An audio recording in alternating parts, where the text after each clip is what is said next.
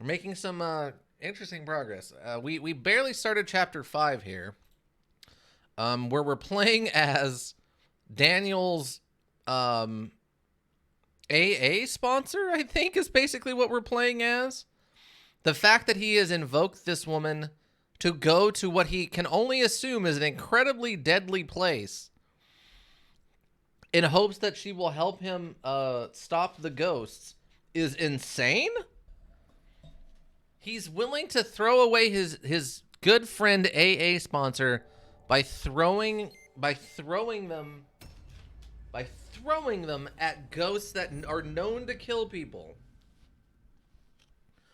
We've had a few deaths, and while we're playing through, we know Daniel for a fact knows people can die. He's run into multiple people who've been kidnapped and killed themselves by the ghosts. I don't understand why he would send his best friend with zero warning to go to this hospital and face off against the ghosts. Now, luckily for chapters 3 and 4, we were able to get through without anybody dying, but we did lose someone in chapter 1 and 2. I don't feel so bad about chapter 2 because it was a complete idiot of a character, but I do feel bad about chapter 1 because it was my fault for forgetting how to do the door battles. Yeah, large parts of the story don't really make sense. No.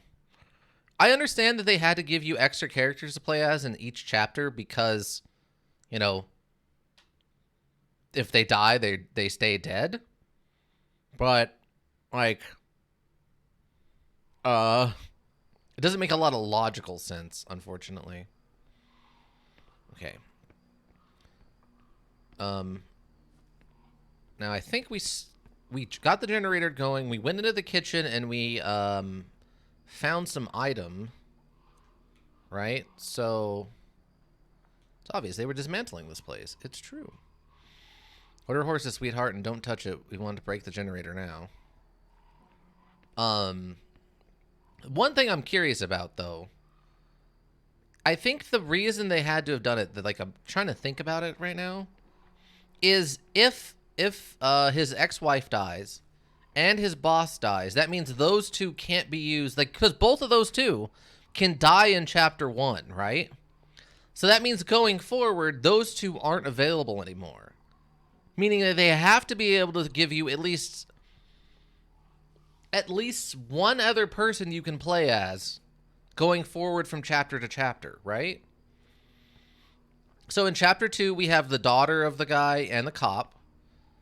Chapter 3, we have the professor's assistant and another professor from the college. The crazy one is chapter 4, though, where it's the professor's friend, the ex archaeologist, and Daniel himself, which makes me wonder, like, what happens if Daniel dies in that chapter? Is there just no chapter 5 then, since he's dead? I'm kind of confused about how that would work. Or does it just end? Do you just get, you failed, and it's the end of it? There's some stuff I'm very curious about how they handle. I mean, I understand what they're going for. It's just not not logical at all, unfortunately. Okay. So now that things are working, now the generator's on, let's see what I can do here. That's a great way to do it. Oh, emergency generator. The morgue is on. We can turn the lift on, or we can turn security on. All right. Wait, this is a puzzle?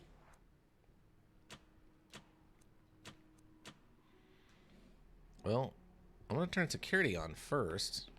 Do I have a map? Oh, I do have a map. Okay. Okay, we don't want to stick our arm into that. I do remember that from last week.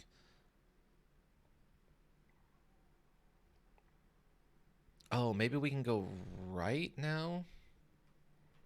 And go down to that other side? Now that security is, like, turned on?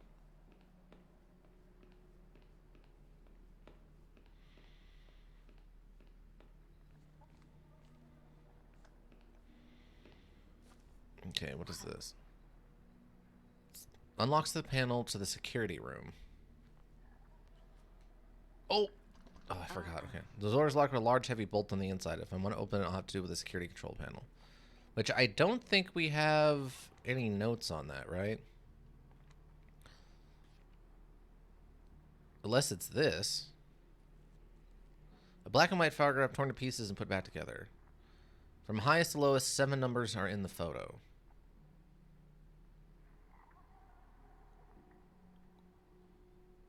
Are they, though? Also, this is a terrible angle to look at things because the bars in front of us are overlaid on top of the picture we're looking at. Ugh.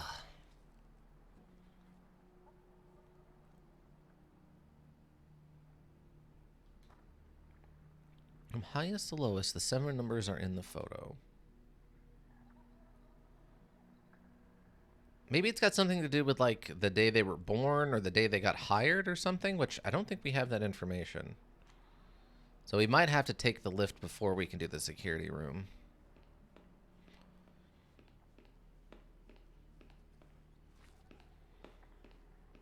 Because I don't think we can get to the morgue.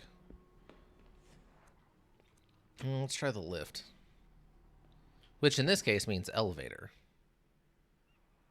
Though I'm not sure where that's at. There would have to be part of that would have to be on the first floor, right? Because there's a hiding place in there. That door we locked because the darkness was coming to get us. Oh, maybe that got displaced because we turned the lights on. That might have changed. We still do not want to put our arm in there to grab a stapler, which we don't need for anything. I wasn't prompted to listen there, so I did not attempt to listen. Certain medical equipment too damaged to be of any use. Okay.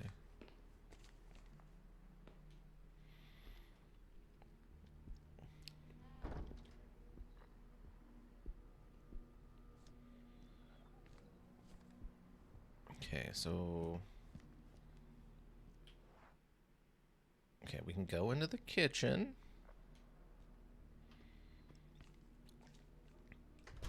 So yeah, now that the lights are on, is the darkness gone? Camera's going in there if it's dark. It doesn't like the light.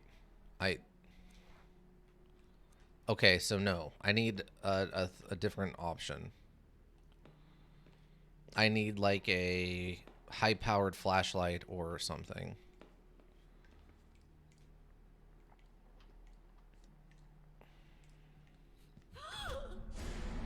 Oh. It's a lady ghost. Okay.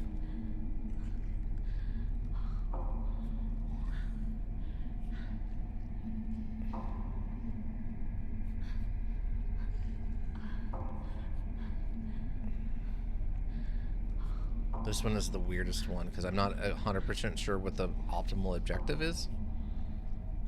It's like fill the circle without overfilling the circle as it moves around. And I don't know how you judge that, like, from the perspective of success. All I know is I don't want to cough.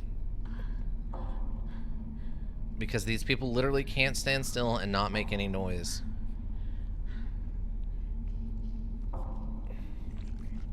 Okay, I think we got it. Why don't they just go during the day? Well, yeah, exactly. That's another part of this that doesn't make any sense. Why are we walking into this at dusk? Fear just paralyzed me. I'm sure it did. I'm sure it did. But yeah, I mean, none of this makes any amount of sense. Like, you can argue, okay, maybe at the first part you didn't know you should be there during the day. Fine. The second part, I guess you're in a hurry to get there before the guy who owns the shop kills himself. I guess. Like, these people know 100% beforehand by this point that the monsters don't like light. Yeah, that's what I mean. He should have 100% told her, like, hey, I need you to go to this place, but I need you to go during the day so you don't die and stuff. Right? Like, also, why is there a puzzle piece off the known map? What is that about? Yeah, so I'm not sure what it wants me to do, unless I really, really need this stapler now, but it still seems like an incredibly bad idea to try to get that stapler. Considering I don't know what the stapler is for.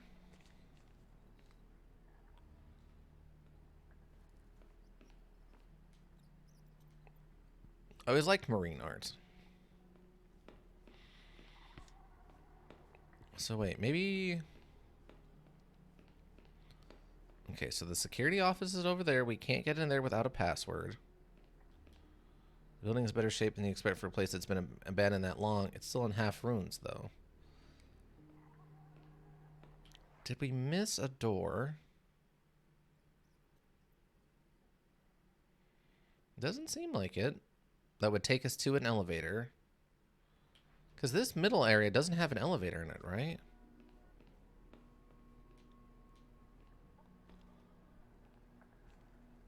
No.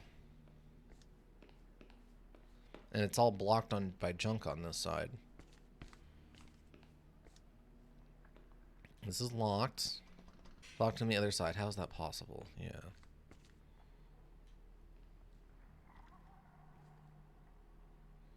Yeah, the only thing I can think of for why they don't go during the day is like they're in such a hurry they don't have time to wait. It's like, well, yeah, but you're probably gonna die.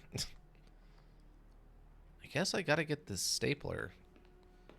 Maybe I have to staple the photo back together and that will reveal something? I'm sure the room next door is kind of access control. It makes sense if it was an institution with mentally deranged, potentially dangerous impatience? Wait, what? Wait. I'm sure the room next door is some kind of access control. Makes sense if this was an institution with potentially dangerous impatience? What? I don't know. That's... Wow. That's a very brave rat to just run along that with a human standing within arm's reach. Seeing that already, like, they're gonna imagine the chaos this place was in.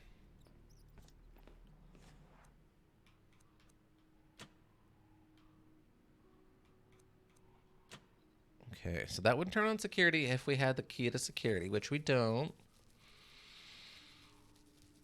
And the morgue and the lift doesn't do us any good. So it's... Okay, maybe that's what it is. Maybe we have to use the...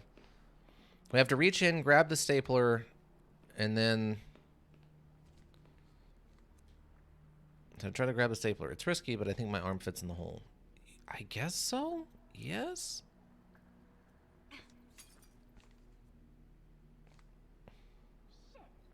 Just cut myself. Okay. Need proper protection to my arm in there. Trying anything like this would be both stupid and stubborn. Okay. So, like I said, alright, great.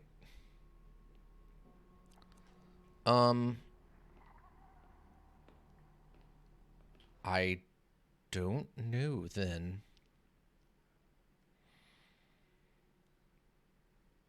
Yeah, it must have something to do with this photo.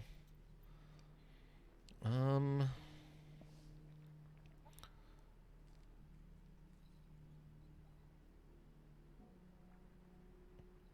black and white photograph torn to pieces and put back together. From highest to lowest, the 7 numbers are in the photo. From highest to lowest.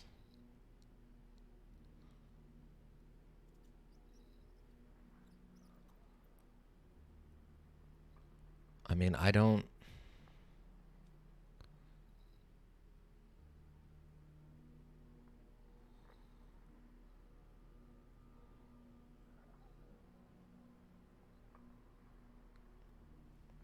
I don't see numbers, and I'm not seeing...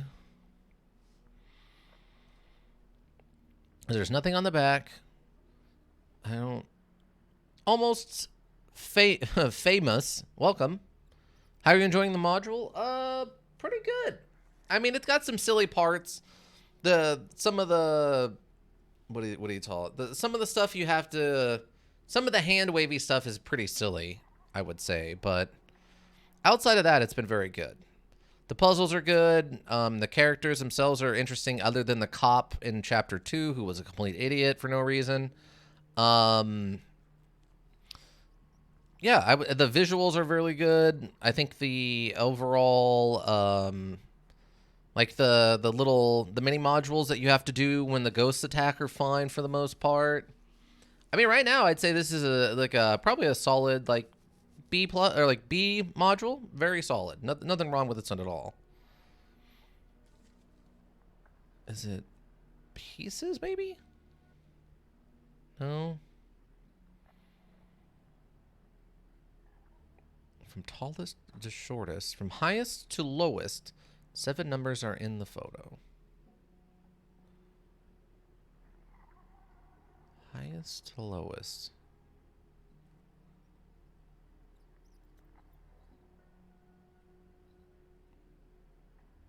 I mean, I'm just not... Like, we have the images up on the top. 1, 2, 3, 4, 5, 6. 2, 4, 6, 7. So there's 7 guys. If you get stuck or have questions, feel free to ask. A living guide to this module. Okay, well, fantastic. Yeah, we had someone in chat last week who was talking about some of this stuff too. Like what the custom items were for and stuff. Like apparently some of these actually have a use. Like the gun from chapter 2 that the cop had, it could actually save your life from certain things. Or I assume that this inhaler has an effect. Like maybe we can use it to instantaneously get out of one of the be quiet moments like we were just in or something. Or maybe we can use it to not cough during those segments. I'm not 100% sure.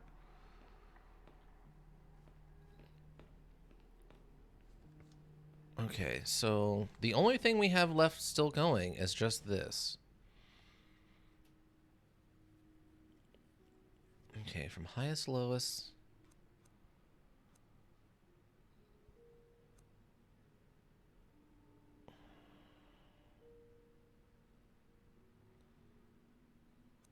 I mean, is it like... No, okay. Oh, it does give us the information. So this is a 1-to-1.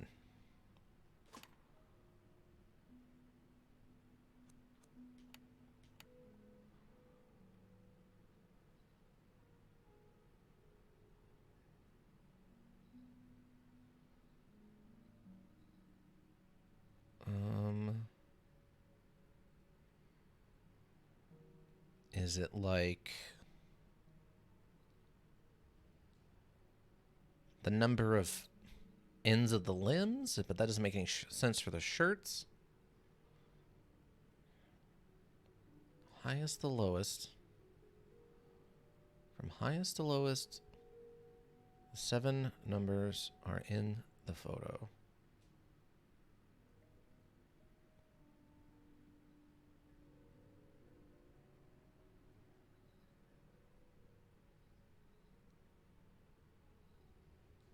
Because, I mean, we see the mustache. We know they have glasses. We have a black shirt and a white shirt. And then one guy just standing.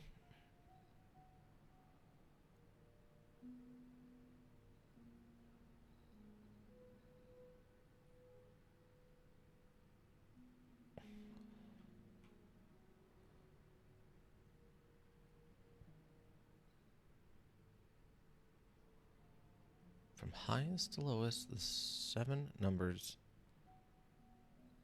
Maybe it is the number of pieces they're torn up into? But...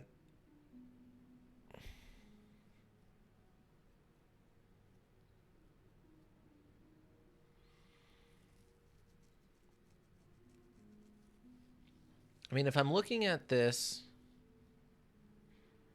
with the little hand drawings, it looks like standing up. Like the guy in the middle on the left in the back. We don't need to count him, I think, but I'm not understanding the numbers thing they're talking about. Highest to lowest, the 7 numbers are in the photo. Is it the way they're torn, maybe? Like a 7 and then a 4 and then like a 1 or a 3 or something?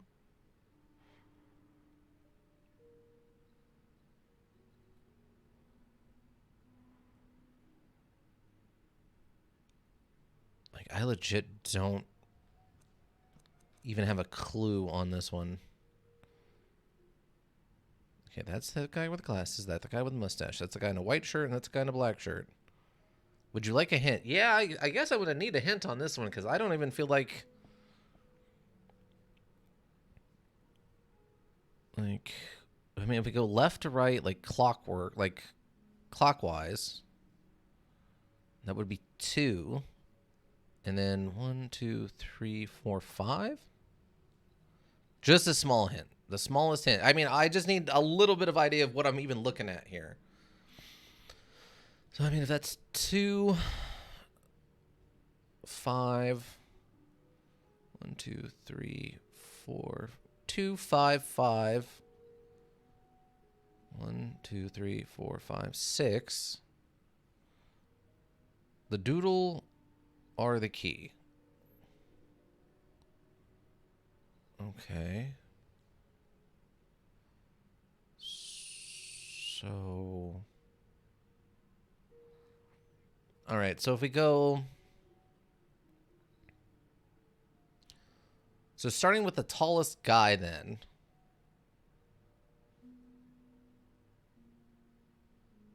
Which would be... I'm guessing... 2, 4... Yeah, there's only 6 doodles and 7 guys, so one of them is not represented. So...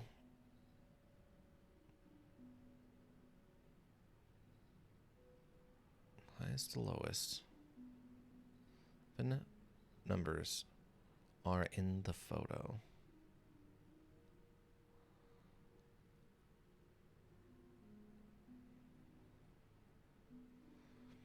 Okay, so that's one sitting down. So, like 1, 2, 3. Highest to lowest. So maybe because there's no picture for the guy standing up in the middle and the back on the left, it would make him... I guess the first one would be 1, 2, 3, 4 maybe then? Hold on, I'm going to have to probably write this one down. I'm not going to remember these numbers. Wait, where did my note papers go? Oh, it fell off. It's stuck, and I don't know what it's gone. Okay. You are overcomplicating it. Welcome to the channel. Everyone who's ever been here and watched me do anything that involves puzzles will 100% know what you're talking about. It is an ongoing problem I have where I constantly overcomplicate puzzles. I'm overcomplicating it.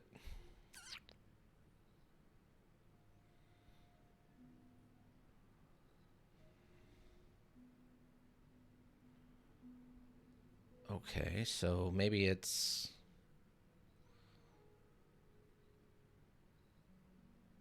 So it was like...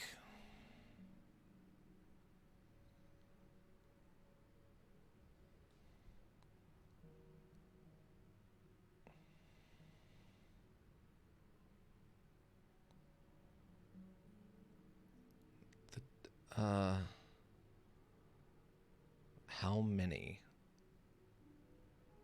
Oh, okay. So is it? I guess it falls back to my original thought that like the number of, I don't know, points on the thing is what we're looking at. So How many? From highest to lowest, the 7 numbers are in the photo. So yeah, I guess like 0.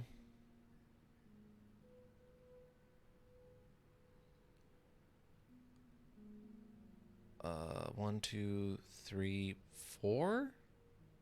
1, 2, 3, 4, 5, 6, 7, 8. So maybe like 0, 8.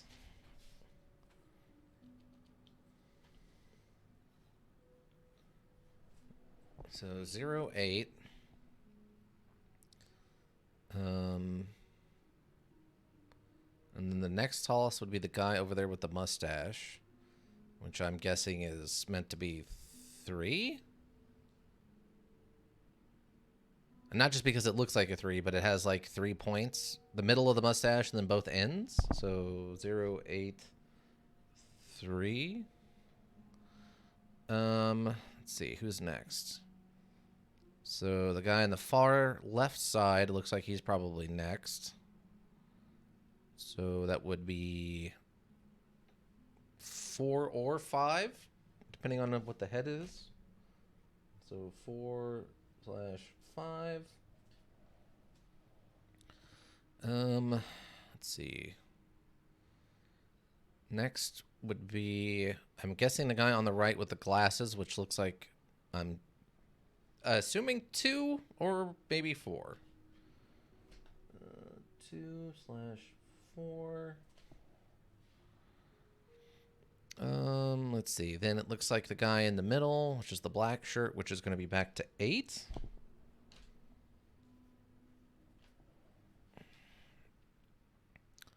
And then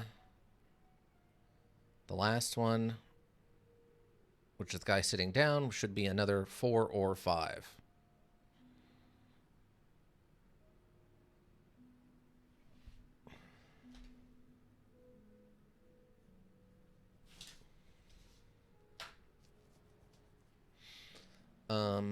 All right. Yeah, otherwise I don't know. Unless it's literally just supposed to be like the 7 numbers are in the pic photo. Unless it's just supposed to be something like 4 and 3. But that's not much of a security code. If it's just the 4 standing and the 3 sitting. But that has nothing to do with the doodles. So I guess we'll give this a shot and see how this works out. So 1, 2, 3, 4, 5, 6, 7. Okay, so 0, 8, 8, 3. And we'll do 4, 2, 8, 4. Nope. Okay. Now, does this relate to the doodles? Yes. The numbers I am using are the number of like endpoints on the doodles. So like, oh, whoops. So like the tallest guy is not in the, does not have a doodle, which means he's 0. Then the next tallest guy to the guy to his right, which is the white t-shirt at the top, I'm going with 8 because it has approximately like 8 points, like corner points on it. Then the next tallest guy, which I believe is the guy on the far right with the mustache doodle, that's 3. Not because it looks like a 3, but because it has 3 points on it. Then the guy on the far left, which is the standing doodle on the top left of the doodle pad, he has 4 or 5, depending on how you count his neck. Then the next up, I would say, is the guy on the bottom on the right who's sitting down with just the glasses, which I would say, again, is either going to be 4 or 2. Then we have the guy, looks like probably in the middle, which is the black shirt, which, again, will have 8, like the first shirt. And then the last one is the guy on the bottom on the left who is sitting down, who, again, should have 4 or 5 for a human doodle. So those are where I'm getting my numbers from. Otherwise, Yeah, I don't...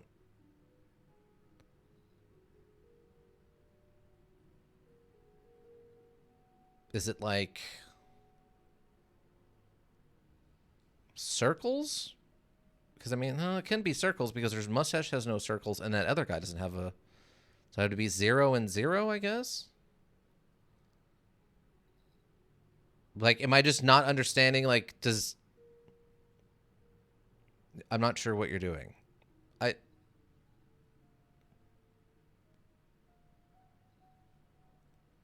Okay, from highest to lowest, the 7 numbers are in the photo.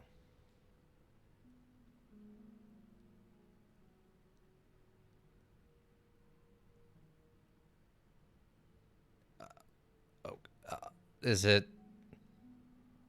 Highest to lowest, the 7 numbers are in the photo. Okay, so is it... Okay, but it has something to do with the doodles. So... okay, let's see. Is it the standing up guy who... I was thinking 4 standing, 1 black shirt, 6 white shirts, 3 mustache, 3 sitting, 2 glasses? I don't... Okay, how...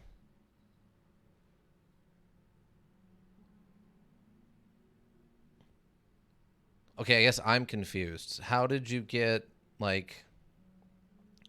What's the thought on the law on the... well, it would be 0 then, probably, right? If there's no 7th number, it would be 0. So I was 4 for the standing guy.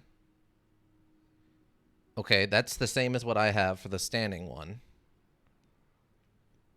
1 for the black shirt. Is it just because it has a white stripe down the middle? So it's just 1 stripe? Is this a shape thing? Like they're shape like numbers and I'm just not seeing that?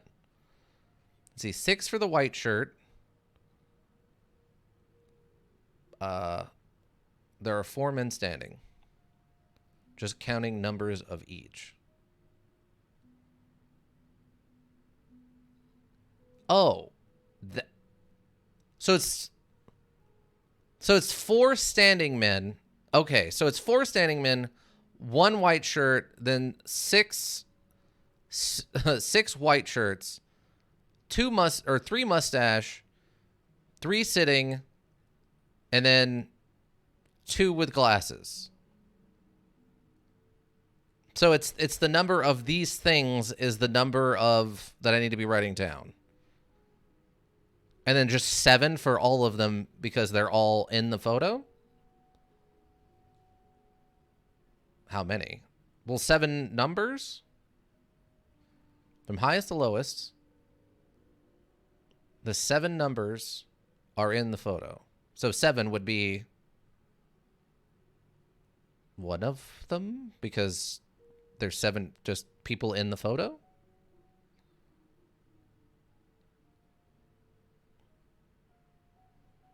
You're on the right track. From highest to lowest, the 7 numbers are in the photo. Okay, I mean, I just kind of threw it together quickly looking at it. All right. So, okay, if we're doing it that way, okay. Okay, so the number of standing people is 4. The number of black shirts is 1. The number of white shirts is 6.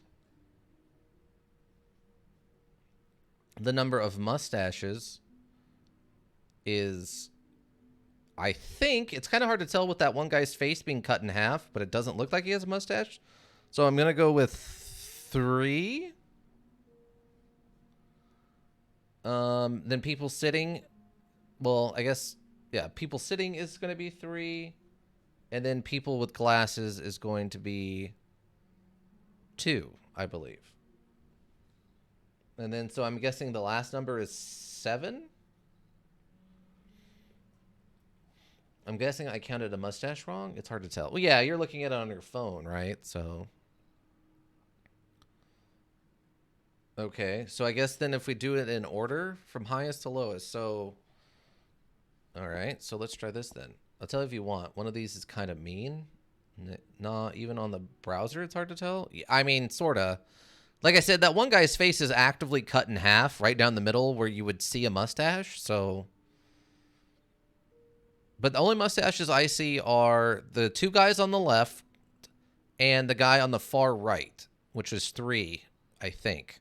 Like, it's hard to tell on the guy who's got his face cut in half and then the guy who's sitting down with his head kind of thirded.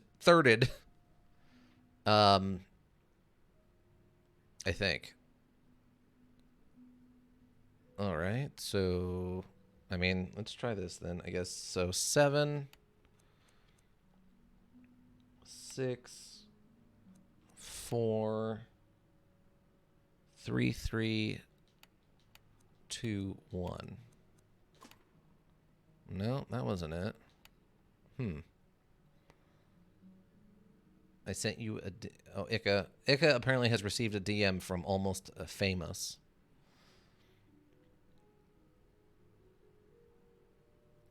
From highest to lowest, the 7 numbers are in the photo.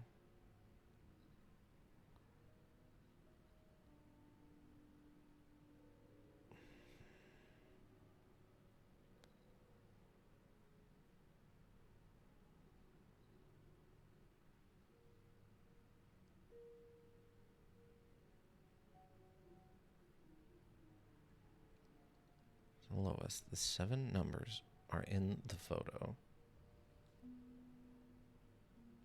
Is it...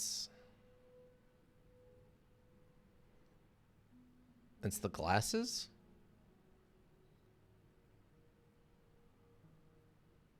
Oh, just the guy... It's the glasses and it's dumb. Okay, so does like the guy in the black shirt, his monocle count? Is that a monocle he has on his jacket, so it counts as glasses? So it should actually be 333 instead of 332?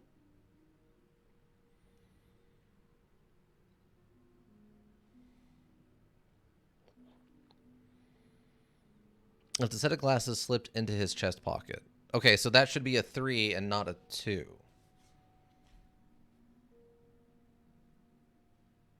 Okay. I thought it was a pin. I thought it was a monocle or something, but... Alright, so 7, 4... Or 7, 6... Most people miss it? Oh, okay. 7, 6... 4... 3, 3, 3, 1? Wow. Okay. That's an interesting one. Okay. Might have needed a little bit more context on what I was actively looking for there, but okay. It's going to bad for scary room. Oh, okay. I'm in the door? Okay.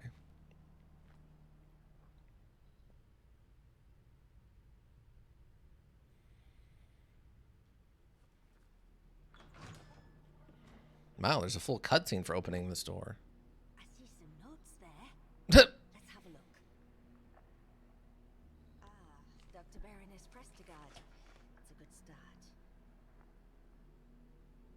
Today's session with Ariadne was by far the most productive to date.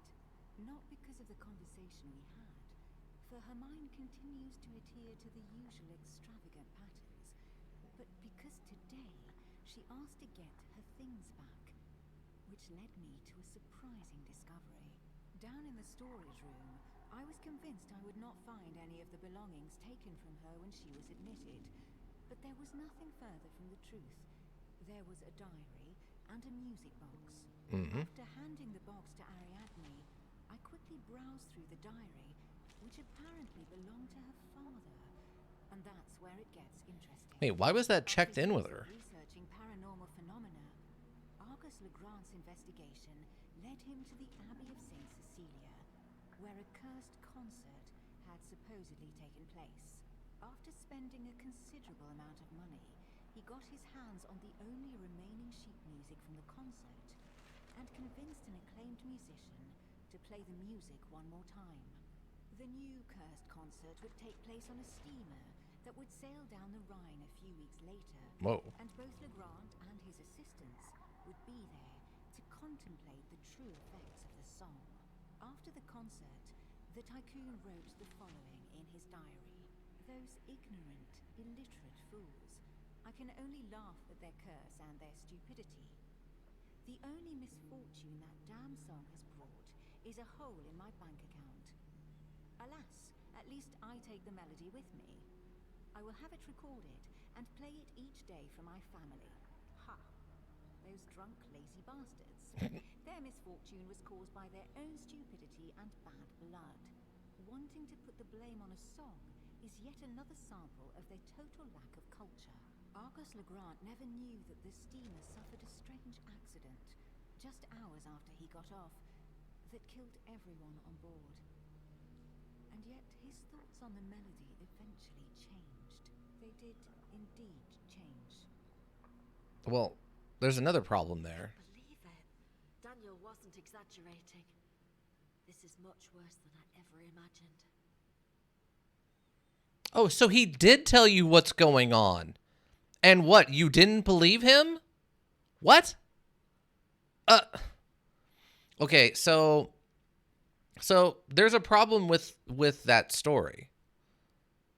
It said that he went to the Abbey and he paid money to get the last copy of the paperwork for the music, right? The music sheets. How did he go to that Abbey and not find all the crazy ghosts and nonsense that we ourselves found at that same Abbey? Wouldn't he have come across all the ghosts and the monks locked in the thing and all the crazy nonsense? He would have basically run into exactly what he was looking for, which was a super haunted place full of obvious ghosts. Looks like Bernard Prescott found something big, really big. I need to find more of the research information. Who was left there for him to pay? I maybe like a local villager who was brave enough to sneak in and like stole some sheet music? I don't know. All kinds of manual for 80-year-old applications and some security procedure documents too. Nothing to do with what I'm looking for. What just happened? What is the door? Oh, I need to hide. I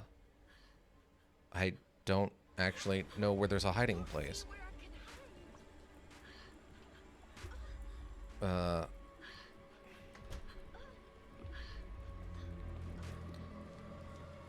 Wow, this is kind of a messed up one. I'm actively trying to do that. Left side, there's a desk. Yeah. It was just crazy that I went into a room. And we get to do this. Okay, hold on. Like, this is an interesting mechanic. I'm not 100% sure if I'm doing it correct, but I keep winning for the most part, so I'm assuming I'm doing it okay. Now, we should have a jump scare. In a second. Any second now. Oh, there it is.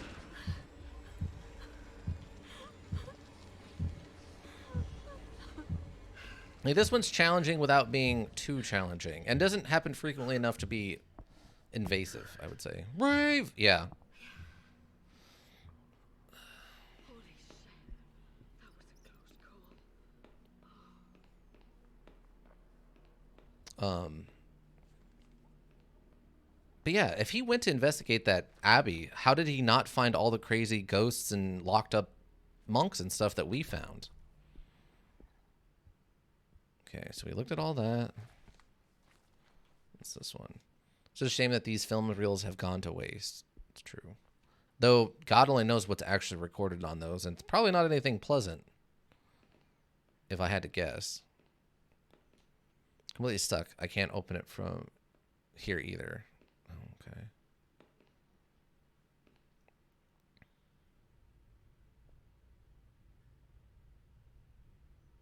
Okay, sounds good.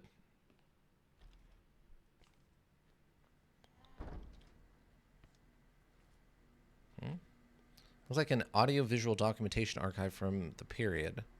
There might be something useful in there if I can open it. I assume we can't open it by hand. I don't have a tool. The projector still works. Unbelievable. It is a little unbelievable, but... Bloody heck, just a mannequin. I thought it was something else. It would probably fit here. Oh, okay. We found another hiding spot. That's good. There's a town by the Abbey. I think he only went there. Oh, I mean, I maybe? But if he's that committed, why wouldn't he go to the actual site itself and check it out? Oh, God. Daniel was right. This is no joke. Wait, is that a dead body then? I guess this is a dead body. And that was before it got bombed out in World War II. So it would have actually been in better condition than when we found it, which means it would have been even easier to get around in there. We didn't find it until after it had been bombed in World War II. That means the grenade German wasn't even in there yet.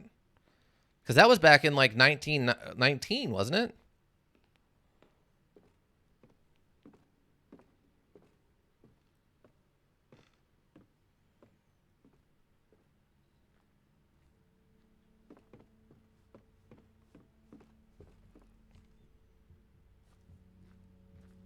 Okay, looks like they never got to finish what they started.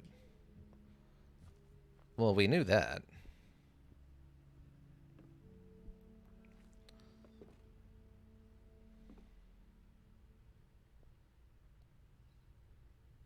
Okay, sounds all right.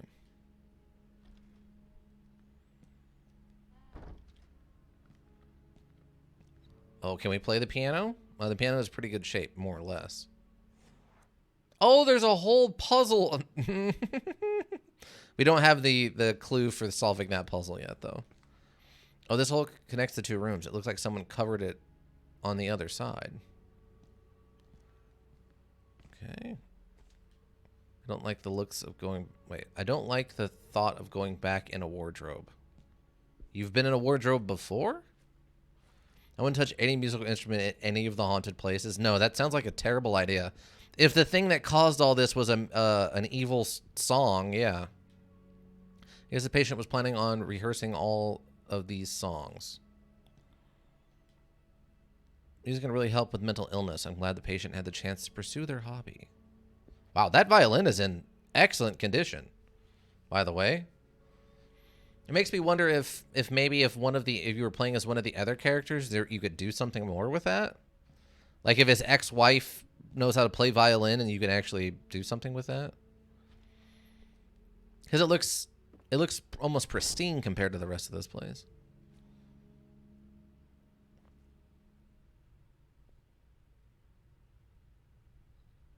Okay, sounds good. It's locked on the other side. I'm guessing it leads to the staff area. Okay, room 2.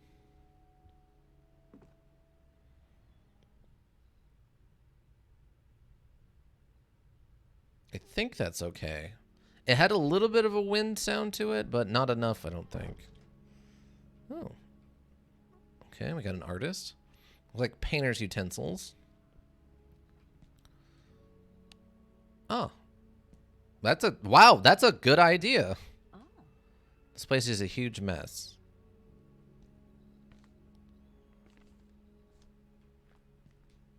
Seems like the patient never got around to finish the painting.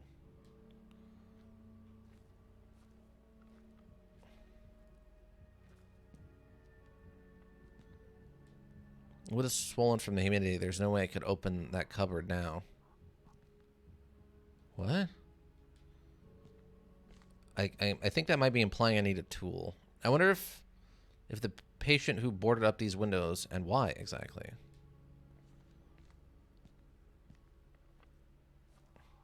I don't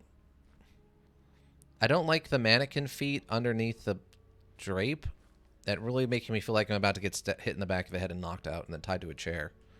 The patient kept a Bible on the nightstand. Okay. So why can I turn this light on and off? Or have the light on as long as possible. Okay, well. Good. That's a smart thing to do, probably. In a situation where you're fighting ghosts that hate the light, yeah, it makes sense to me. I don't think I'll be able to open these drawers. Okay. Nope. Go back in the room? Okay, hold on. I'm already here. I'm going to go into this one. Oh, that's always unfortunate. If these animals were alive, this room would be like Noah's Ark. Why would you keep this in a mental institution? I see the patients here took their hobbies to the extreme. Is this a patient's hobby? I guess it's taxidermy, but... You missed something important? Okay, I will head... let me finish up at this room and I'll head back. A bunch of old chipped trophies decorate the shelf. Okay. Ooh, note. Taxidermist instructions. Cryptic note written by a psychiatric patient. Nothing on the back. She blinks, awoken by hunger. That 'tis nighttime, and she listens. She takes flight, swift, lethal, silent. You scream as she tears you away from yourself. Satisfied, she lands on her nest and hoots to the wind, announcing her victory. Her firm grip paralyzes you, and blood spills as she feasts. She swells and beats her wings, and satisfied, she sleeps. Okay, we'll keep that in mind. Classic novels and an old lamp without oil. Okay. Looks like this patient had other health issues. That makes sense. Maybe it was a way of coping with death. As like preparing dead animals and getting used to the concept of death, maybe?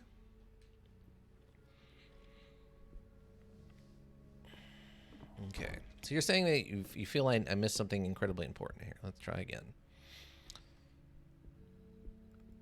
Okay. So that's the painting. Supplies. It's the lamp. Oh, there's something in the back? Or... I think someone used the sketch to cover some kind of imperfection on the wall. Well, that makes sense. Get the drawing down and see what's behind it? Yes. I mean, that's where the hole from the other room is going to be. I mean, that's not a surprise. We already know that's there. Looks like two of the hospital's patients shared a little secret. I don't know how that works, considering on the other side it wasn't a secret. I can see the room next door. Seems like these two patients had their own little shared secret. Oh, that's why we turned the light on, is so that it's shown through the cracks, isn't it? All right. See, the problem with that right there is that the two interact marks are on top of each other. So it's hard to tell that I need to interact with a second one as opposed to the front one at the desk. Yeah, there it is. Let's see. It doesn't like the light. I don't know what I need to do with the cold. I guess I just need to get out of the room. I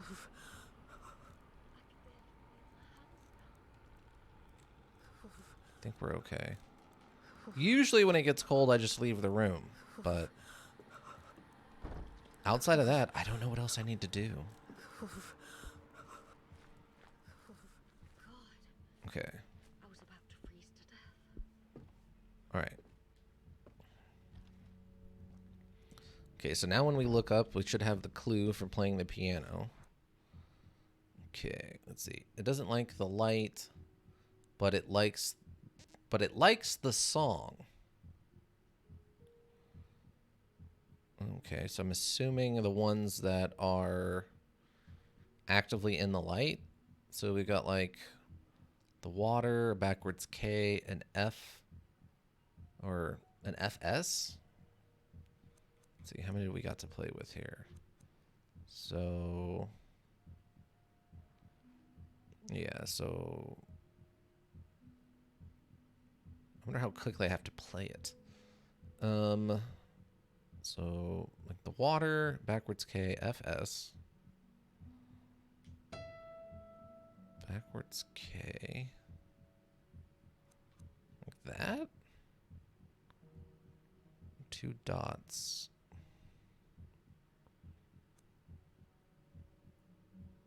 Oh, is it up on the top? 2 dots on the swirl. I guess it would be this. F and an S, which I think was over here. And then a square with a dot. And then kind of a triangle with a dot.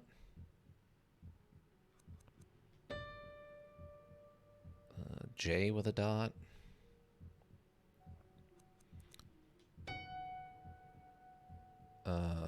Half of a square with a dot? Or I guess that'd be 3/4 of a square with a dot. Then a kind of, I don't even know how to describe that symbol. Like an 8, but that's come apart. 2 lines with a dot.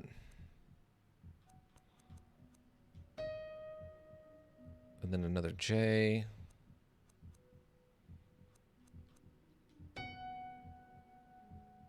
Another triangle with a dot. A Y with a dot. And back to that first one, like the backwards K with a dot. Okay, so I guess I'm gonna have to play it faster then.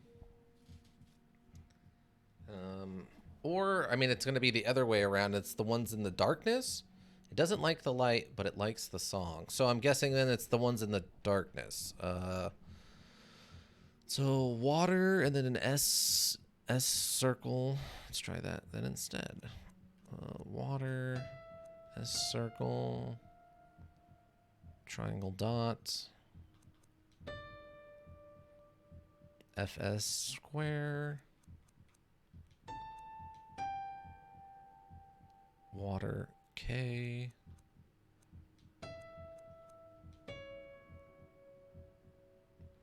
SG, water. I suppose you were trying to do what it likes. Right, but it likes the song. SG, water, SG, and then triangle, and then FS. Wait, SG? Yeah, SG. SG, triangle, and FS, right? Yep. Y was like the last one. Ah, okay, there we go.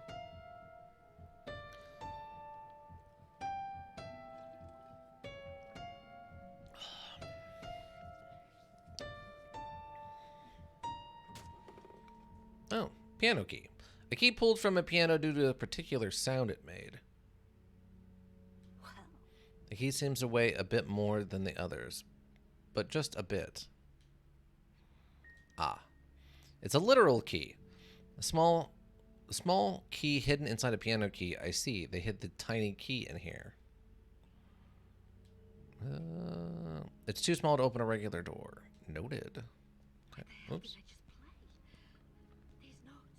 I felt something indescribable. Terrified.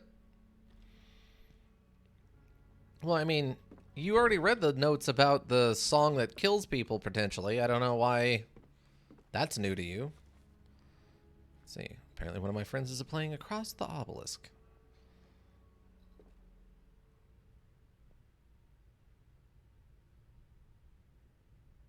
Okay, sounds good.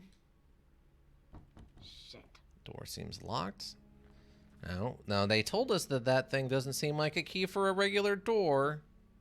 Soul cabin with urgent supplies. The lock looks broken. I need some kind of tool to pick it open.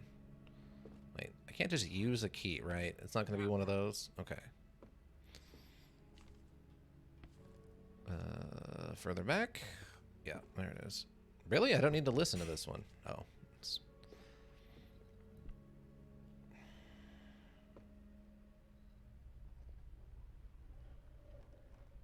Ah, there it is. Okay. See, that's why I give it a second.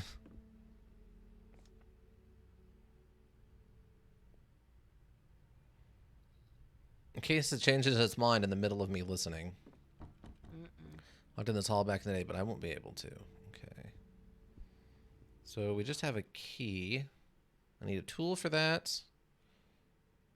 That one's locked. Oh, that one's a full barricade, so we can't go in there at all. Okay. So it's just the two on the left. This one was haunted. Is it still haunted, or is it just a... Ah, it's still haunted. Okay.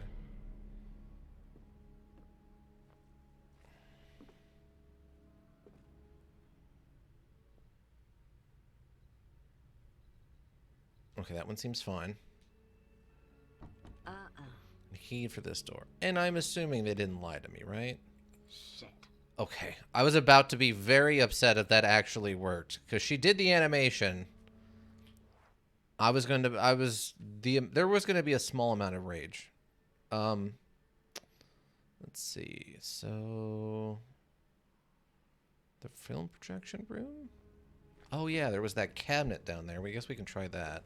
Oh, wait. Wait, what's this? Did I miss this? I don't think I'll be able to open these drawers. Oh, okay, it's not even letting me try with the key. So that wasn't locked, it's just broken. Oh, ran into the banister.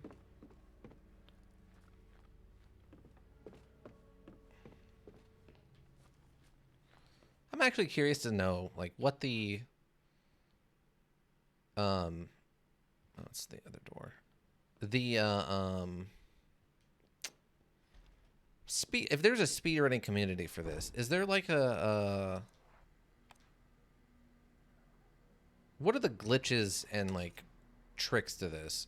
I feel like there could be some really interesting ones where you, like, phasing yourself through into rooms you're not supposed to get into and stuff. Film reel, an old audio-visual recording. It blows my mind that they had access to sound recording devices. Yeah, in like the 1920s, I guess. It'd be a little weird. I think I found all that I could eat here. Okay, so we just use this over here, I guess. I wonder if this projector still works. We'll soon find out.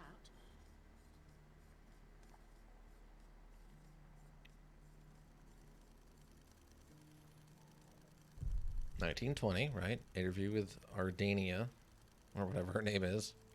Oh, we're playing as the Doctor. Well, that's different. Wow. Can I just sprint out of the room and leave this girl to, like, die? Oh, I can't interact with anything. Ariadne.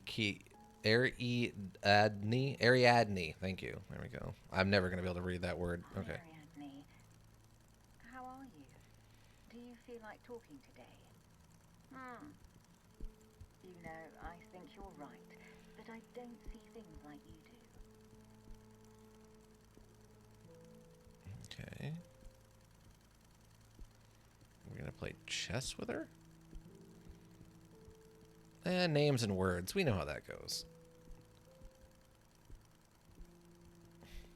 I love that we're watching me just run around this room like that's a totally normal If you thing. feel like talking, you can draw.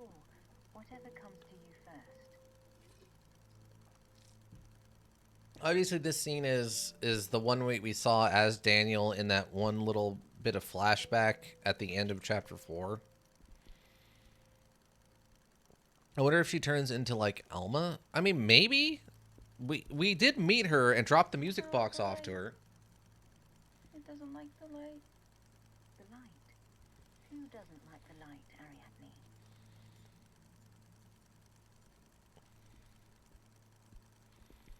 Okay, I guess it's just the switch over here.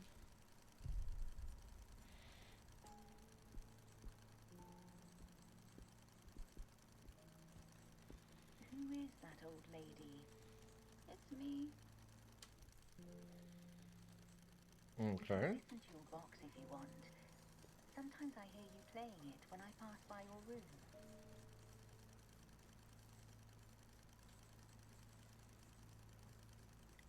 Oh, she's waiting for the music box. Ariadne.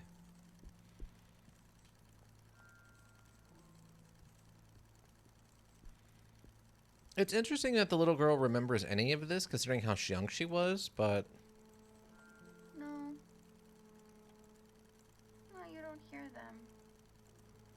You don't see it or understand it. What don't I see? Tell me how to understand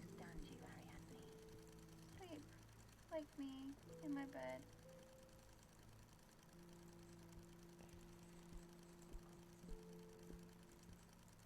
You want me to sleep with you? It's normal not to want to sleep alone. Sometimes I get scared at night. Not here. At home. Daddy, Mommy, and Elaine sleep there. And they understand. Sorry? You mean you want me to sleep at your house? Yes. Sleep there and listen to the song. And then you'll talk to me. Oh, who's this gentleman? Is it your daddy?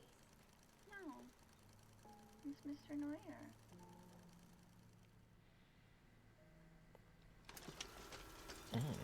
Okay. Mr. Neuer. Wait. What did she say? Mr. Neuer? Daniel?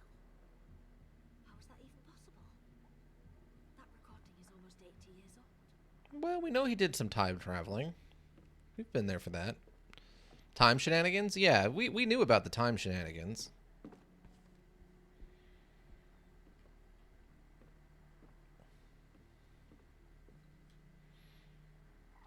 Would probably fit here if Paul. Oh, okay, yeah. There's spots of ink on some of the labels, but nothing readable. Fair. First experiment report. Experiment details of a study conducted by Dr. Boris Prestegard. Okay, that's kind of what we were looking for. Patient, Ariadne Legrand Amsberg. Therapist, Dr. Bernice Prestegard. Description. The volunteers are divided into two groups, the experimental group and the control group. The 12 subjects will be placed in individual padded cells. The 6 subjects from the control group, North, will live there for the duration of the experiment, but will not experience any other change in their usual routine. The 6 subjects in the experimental group, South, including Aradne,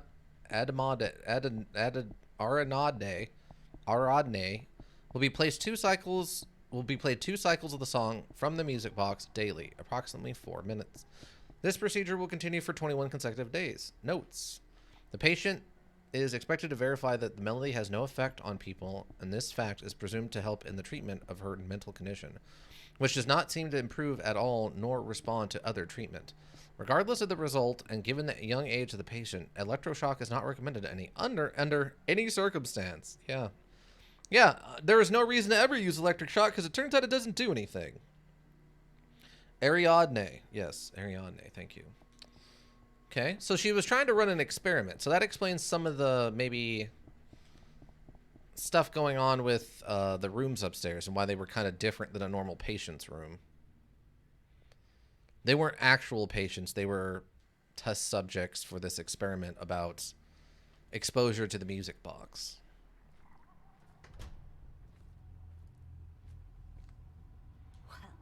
I think using these instruments, they're too worn down.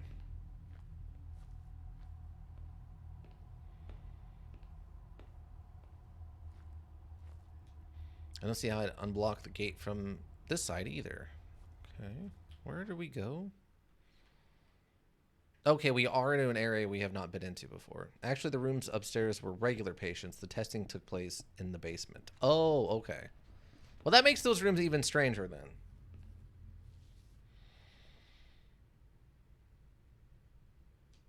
Okay, sounds fine. The ominous hum of the... Something in this place makes my hair stand on end.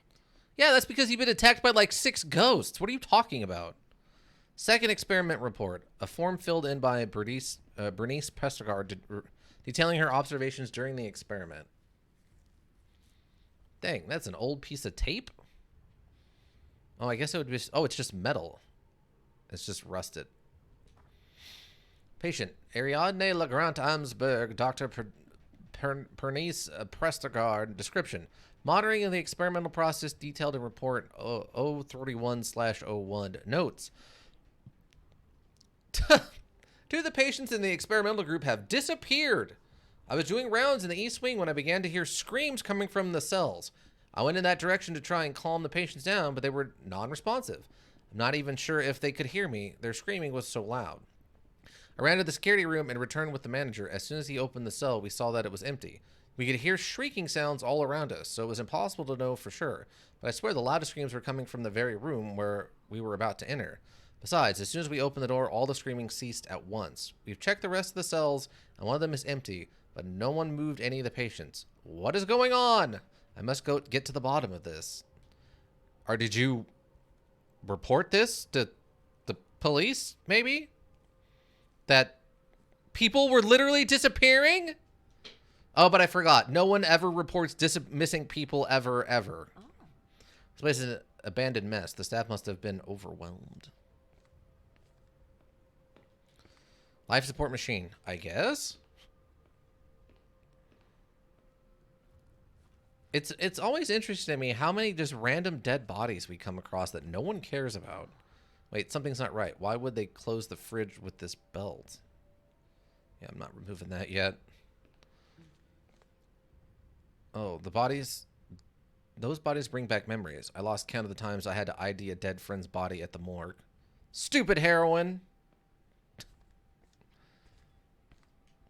Got it. A scalpel. A sharp surgical instrument. Why did we get this? It's very... It almost looks muddy. I guess it's supposed to be rusted, but the weird reflections are making it look wet. In the 1920s mental health facility, do you really think anyone cared if they went missing? If they were part of an experiment that didn't actually involve patients, yeah. These were just people who were participating in an experiment. Were they actually, like, patients? Because the way that that first note made it sound was like, these are people who just, volunteered to be here. It's a sharp surgical instrument. It's still thin and sharp. It's still thin and sharp. No, they were patients. Oh, okay. Patients that volunteered. I still feel like someone probably should have noted that 2 people actively disappeared, especially from a mental health institute. What on earth happened to these people? What did they do here? I mean, that's just a dead body. That's not specifically weird on its own. Especially in a morgue, I think. Which means we might have to go turn the generator back on to get power over here now. What? Okay, wait a second. Where did she get this? She doesn't have this in her inventory.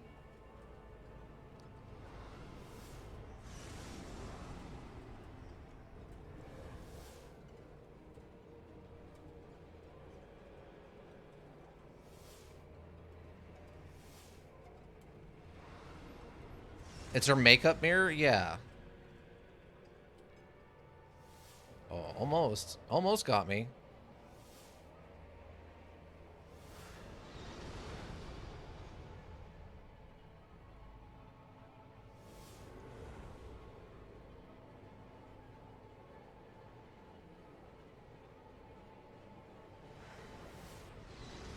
I can't have seen what I just saw.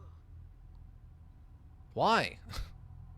You already know you're dealing with magic stuff. These bodies, for 80 years, nobody knew they were there. And if they did, nobody did anything about it. I guess so. I agree, it's also weird. Look at the closet is open. Hiding here would be child's play. Oh, okay.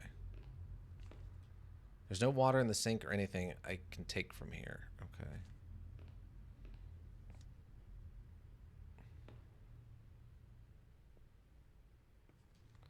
Padded cells. I won't be able to hear what happens on the other side. Oh, great.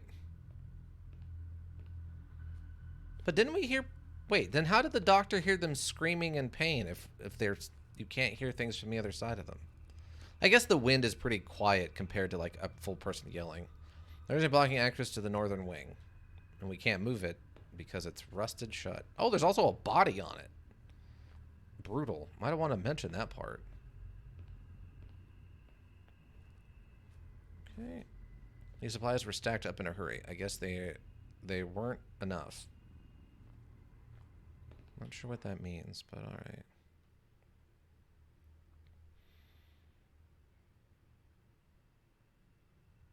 Oh, the morgue. I feel like I should go turn the lights on in the morgue before we open anything like that. Just extra light in the area that we're doing things makes sense to me. Okay, that would be left. So yeah, this door leads to the projectionist room.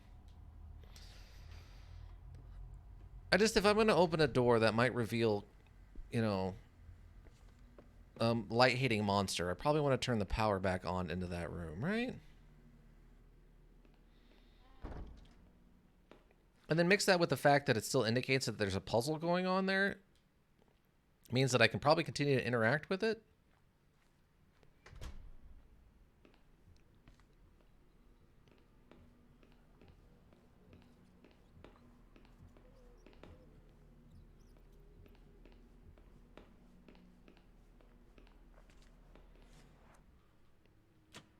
All right, let's try the morgue.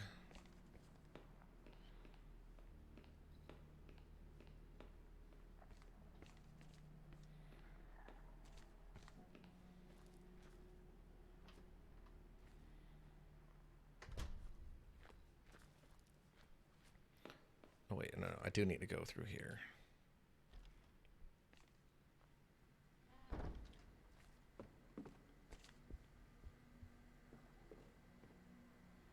Oh, that is a door. Oh, I don't know why I was thinking there was no door on this one. Okay, now we can go to the morgue and see if anything has changed.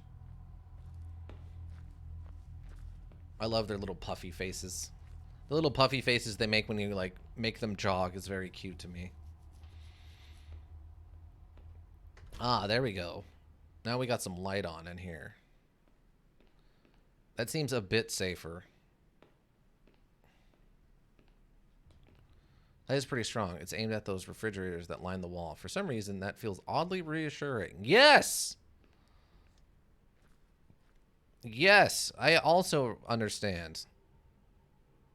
Alright. Oh. Shall I untie the belt and take it? Ooh, I don't know about this one. Ooh, I don't know about this one. Oh, is this lady gonna die? Ika? What do you think, Ika? I need a second opinion. Do it, coward. It's not like anything bad could happen, right? I mean, at least we have the light on, which is good.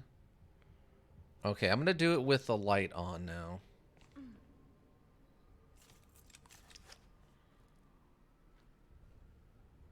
A broken belt. A leather strap similar to a belt.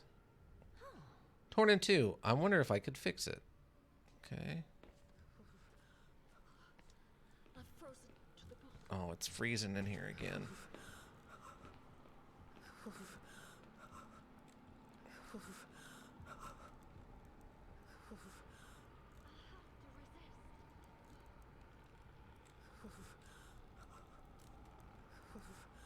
I don't hear anything.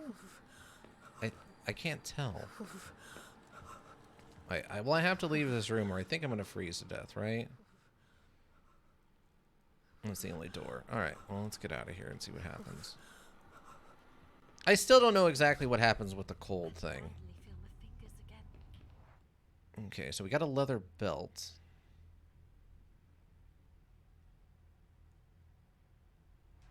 Oh, did I? Oh, I didn't actually finish going down this hallway.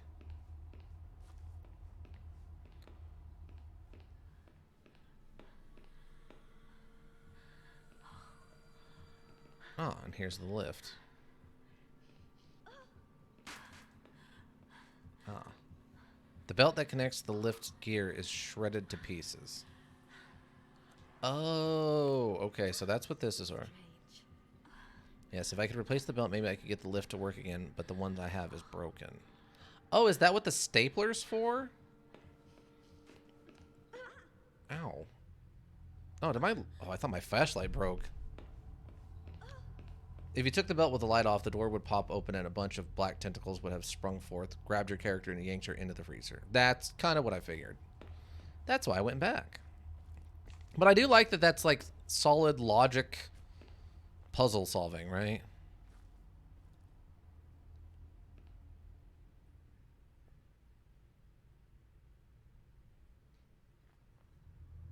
Okay, sounded fine.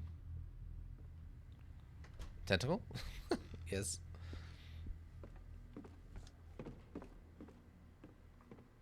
Okay. Wow, I have to listen to all of these. I feel like any death in this module is pretty fair. I would say for the most part. We have had a couple where I'm not... like, we had one when the cop died. I'm not sure why he died. But outside of that one, most of the other... like, the one other guy we had die felt fine.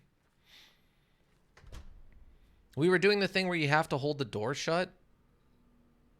Totally should have taken the grenade last chapter. Yeah, I'm sure that would have worked out perfect for us. Oh, what's happening? Is this the hide one or a door one? Okay, it's just a hide one. I figured because this has lots of doors and is very big, and usually it zooms in on the door when it's the door.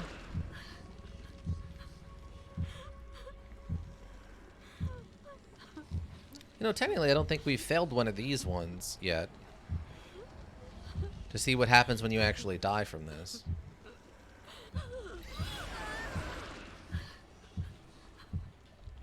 That irregular heartbeat, though. Okay, there we go. Daddy Daggeth welcome. We're enjoying the best module ever made so far. Oh, how are you enjoying the best module ever made so far? It's very good. I'm enjoying it. It's pretty solid. Like I was saying, like a solid B plus right now. I'm really enjoying it. Okay, so I guess can we use the scalpel to get this?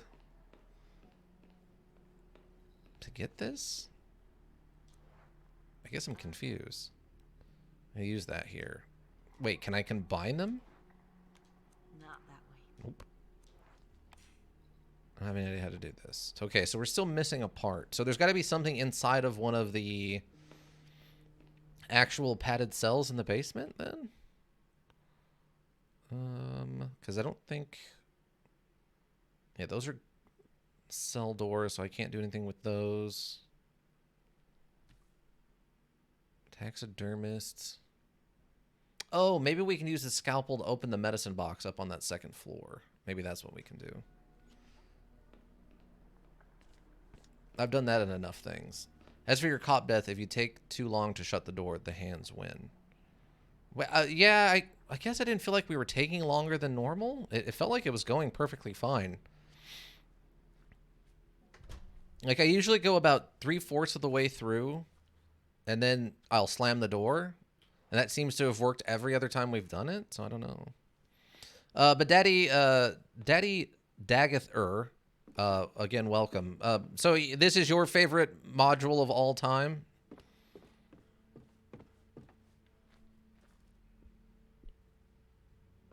I mean, for a horror module, this is actually really, really good. I've played some... well, I've seen people play some pretty bad ones. And the fact that it has very limited combat is a very nice touch.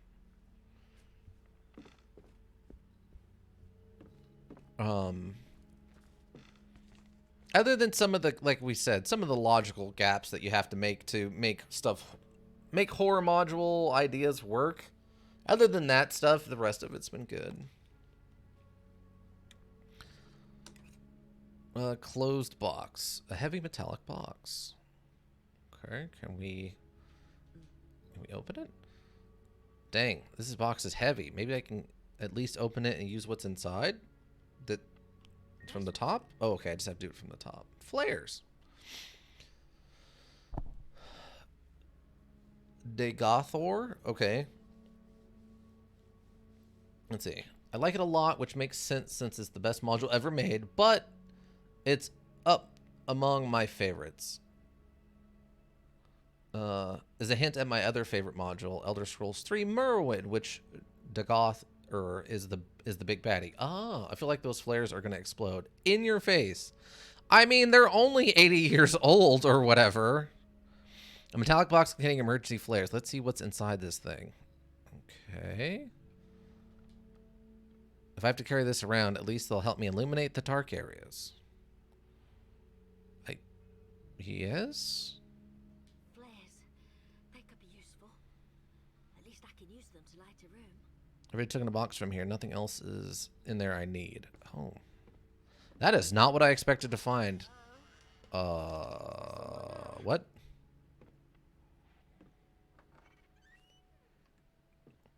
Illuminate the dark areas by exploding it in your face? Yes.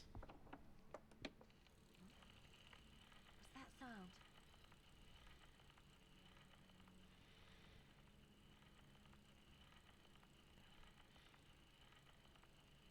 It's absurd. I don't even know why I came here, or why I'm here. Have I really begun to believe my patient's story? And yet, there's something that I can't explain. It might just be my mind playing tricks on me, but I've started seeing things. And I hear the music from Ariadne's music box in my head. I need to understand this. There's something threatening about this place. The candles help me make the room a bit more cozy, and the last rays of sunshine still come in through the window. But the shadows in this room make me feel uneasy. All I've done is clean off the dust from an old mattress and lie on it, without even taking my clothes off, since I don't really think I'll get much sleep in this place. The silence here is oppressive, almost solid. Aside from the still hum of the phonograph and the old wooden beams creaking, I can't hear a single thing. Ariadne? Where am I? 1920, the first dream.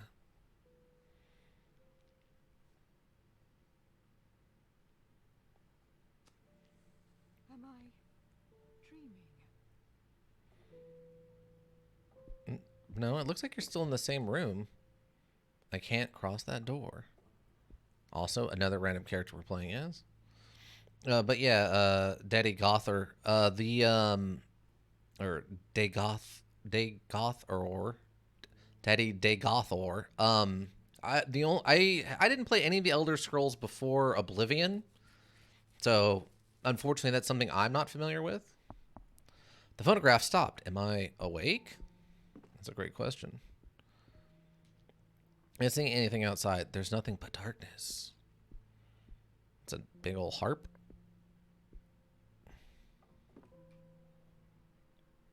Because, of course, she knows to listen at the door. Because everybody knows that all the time, forever. Oh my god, are there more katanas? What is this place? There's more katanas. There are so many katanas in this for not being set in Japan. Maximum weebage? Yeah, no doubt.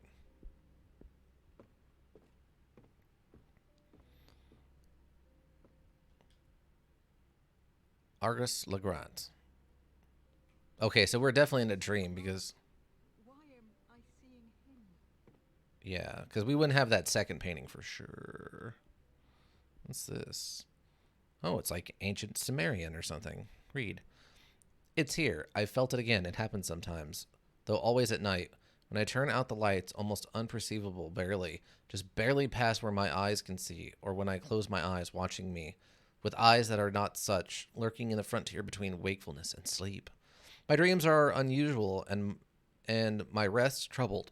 When I wake up, I remember seeing something in the distance, through a window that I can barely make out, or in a fleeting reflection on the bright surface of the river as I walk arm in arm with my fiancé, lost in the muds of the Great War. You know, on a fleeting and reflection of the surface of the river.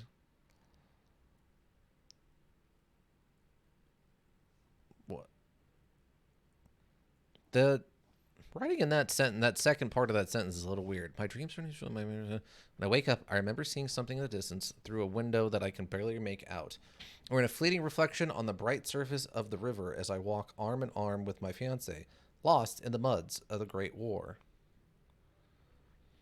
I think she's saying that her fiance died in the Great War? Or is the memory lost in the muds of the Great War? I don't know. I'm not quite sure. Other times I dream a crowd is watching me, and that thing is there among their gray faces devoid of expression. As soon as I notice its existence, I stop being capable of finding it. Do I really want to? Do I mean to find it? What does it all mean? Oh, there's a head on the pillar now, the display. Oh, it's us. That's me. What am I doing in a painting? Kind of hard to tell. Staring at the music box, it looks like, at a minimum.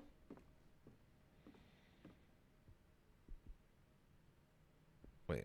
Oh, we can go this way. Okay. Oh, this is one of the faceless ravers. I can touch it? That seems like a bad idea. Oh, it's just us.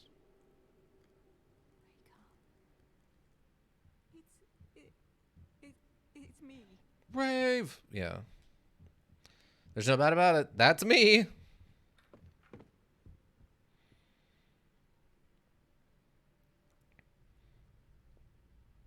I mean, it would explain why everyone's seeing stuff up.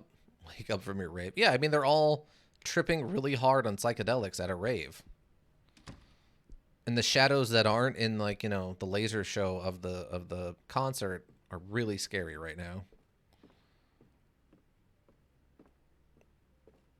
Call it like dim light or something is the name of the drug you take, and it makes light super cool but shadows super scary. Street name is also Dusk. Shadowbane. It's the same room, and yet it's not. Closet checker. Who is this person, and what happened to him? That looks like the professor, I believe. Yeah, there's those weeb katanas in his office. That's the professor, all right.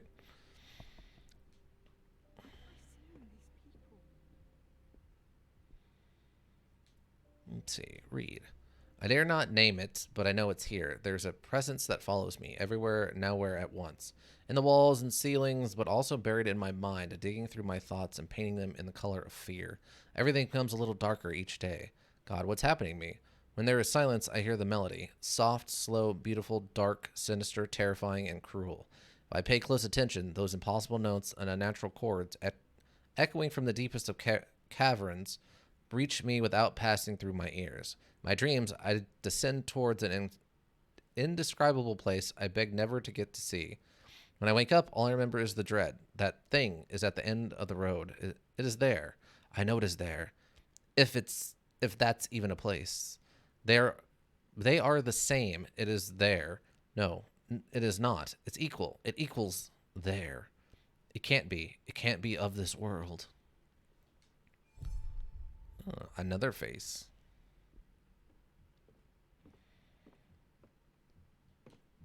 Let's see. Oh God, who would paint pictures like this? Who is this man? Yeah, that's the guy who owned the shop. We found him. We had the daughter find him, which was I'm pretty harrowing for her, I have to imagine. And this one is us again.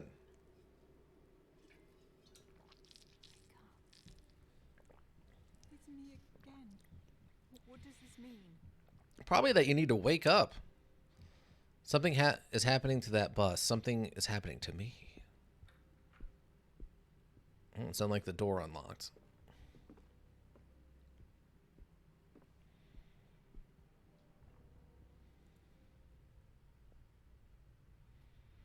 I mean, it would be hilarious if there was actually a monster behind one of these ones in the middle of a, like, lore drop. And we died in the middle of a lore drop for some reason.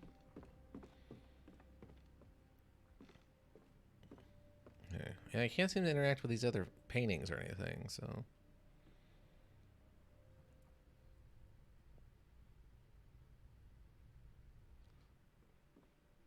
That or it's going to turn into one of those scenes like we were at in chapter 4 where, God, where am I going? yeah, this is different. But like that scene in chapter 4 where we were stuck in a room with one door and the door was haunted, so we just had to chill out for 10 minutes.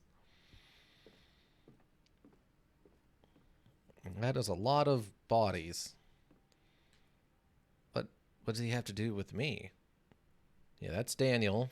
I assume finding the box the first time. This person. I've never seen him before. It's behind every door, waiting for me to step through. It is the cracks in the ceiling, waiting for me to walk in. It is each shadow, every nook and cranny, waiting for me to turn my back. It's in the mirrors, waiting for me to look. Does it know that I'm aware of it? Please, please tell me it doesn't. No, no, no. If it knows that I know, it will come for me. The melody twists and warps, played by grotesque instruments no person could have created. It starts out with an awful screeching sound and slowly transforms until it can be heard amidst all the shrieking and anguish. I want to close my eyes, but I'm already asleep. I can't. I don't want to get there. These are not nightmares. It's more than that. I wish they were nightmares, but those are gone. They died of fear a long time ago. All that remains is the horror and the plateau, only the presence and the foreboding echoes of the song. I want to disappear, stop the suffering and torment, and never hear or see anything again. I want to stop feeling it, enduring it. But I have to finish. I must do it. I must get there. So someone who didn't want to get there, and now we have someone who does want to get there. You know what I say, Ika? Got there. It's the old woman from Ariane's drawing. It's Ariane, according to herself. Right. We've already met her. Well, that was at the end, I think, of chapter 2.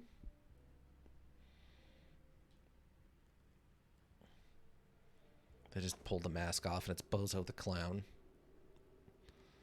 Wake up! Oh God, what is happening to me? Dear God, what kind of dark cave am I walking into? I don't know, but it sounds like you really need to wake up.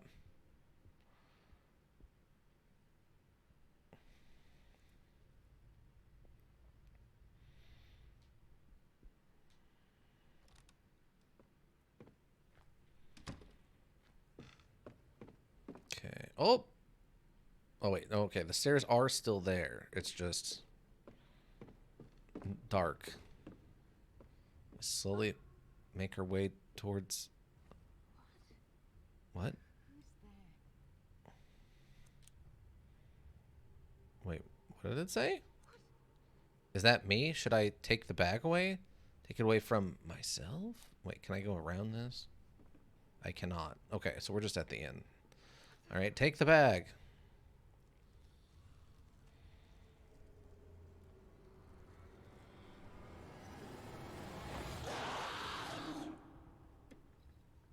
Achievement unlocked. The Mask of the Red Death. The candles have practically melted through, and the wax cylinder on the phonograph is about to run out. I saw something. I don't know what I contemplated in my dreams, but it felt so real. It almost felt like I was moving forwards, or rather downwards. But I don't know towards what. Eris decided to investigate Ariadne's story, and she found something. I need to keep looking into this. Wow, you're a really good friend. Poem by Beatrice, a sonnet composed by Dr. Prestegard. Nothing on the back. I drift off, asleep by the 100th number, to be carried away despite resistance, somewhere else, out in the distance, devoid of deep, peaceful slumber. The song, it beckons, it pulls me, it screams, guiding me to the depths of my own mind. An ominous glimpse, the sole thing I find something dark, impossible to believe. An ominous glimpse, the sole thing I find, something dark, impossible to believe. These cannot be only dreams. Have I been condemned? Did I become lost? What I'm seeing, what it means. There are only 2 people in my life I would face this kind of stuff for. Well, that's probably about how life usually works, yeah. You're probably incredibly blessed if you have more people in your life that you're willing to, like, fight, ancient Babylonian shadow monsters for in your life. You must be truly blessed. But 2 sounds about right to me. That sounds about right.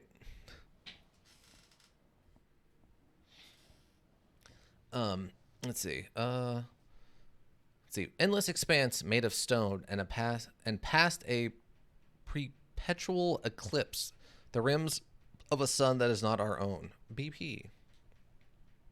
My best friend and one of my sisters. The rest are on their own. Wow. See, I don't have any siblings, so I wouldn't know the sister thing. But I have a good friend. I'd probably try to fight some ghosts for. Recording 2 of Beecher's Petrogard, a hard wax cylinder with needle engravings. Interesting. I didn't think you could record these for long periods of time. Well, Looks like a recorded testimony. I need to find a photograph where I can play it. Does this one... let's see what happened after that dream. Psychiatric books from the turn of the century. I can't believe these things the things they did to patients. Yeah, it's pretty gross.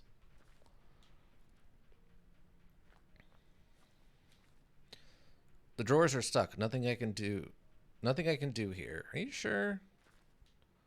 Let's see. Among these strange drawings is a note that says, Eileen, Andrande's sister, murdered alongside her mother, Ariadne, was just a baby. How can she remember this? That's a great question. It's a question I asked, too.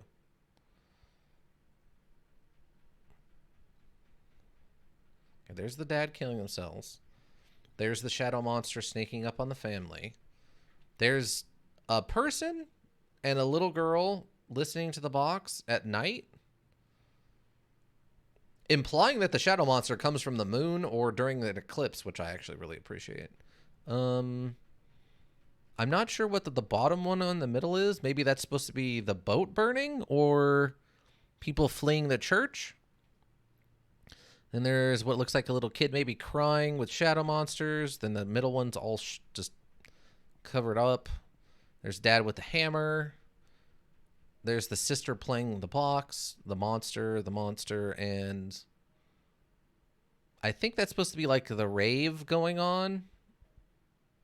Maybe it's someone hiding in a cupboard or maybe looking out a window in the middle.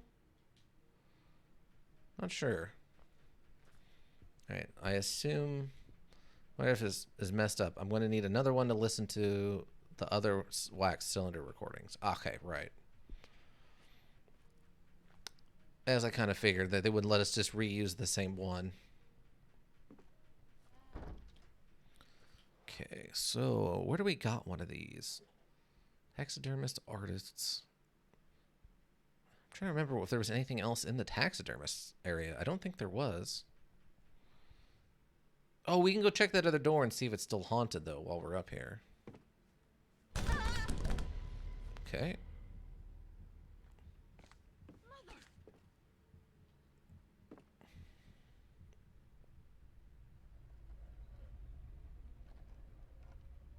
Okay, that still sounds pretty haunted. I'm going to wait on that one a little bit longer. That might be the final room we go into. Ariadne's room or something. Let's see. So we need a light source to take care of that. We got the puzzle thing. I need something. A film projector. I guess we can go downstairs and see if we can't get into one of the other rooms. Oh, we'll probably use the flares inside of these rooms, right? Is that what we're going to do? That's probably what we're going to end up doing, is using the flares inside of the padded rooms so that way, I don't know, they're not dark when we go in? No? You don't know? You don't know? All right.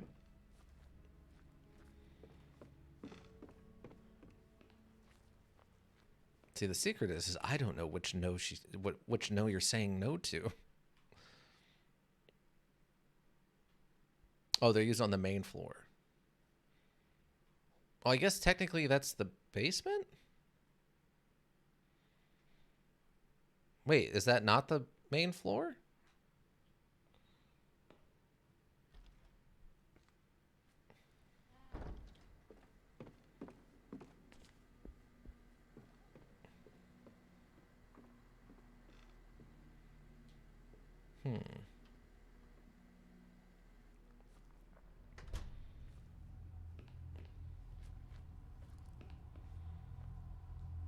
Okay, so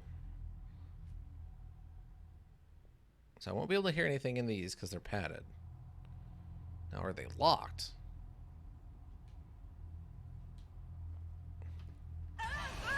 Oh, it's just an insta-kill? Man.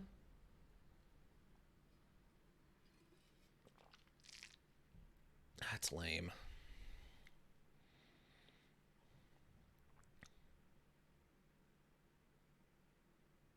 How am I... Shit. That was not a good idea. And then it gets one of his friends killed, yeah. Myself. Damn it, Daniel. Don't be such a crybaby. Wait, how do you know she's dead? No one was with her. And what do you mean, don't be a crybaby? You just got one of your best friends killed.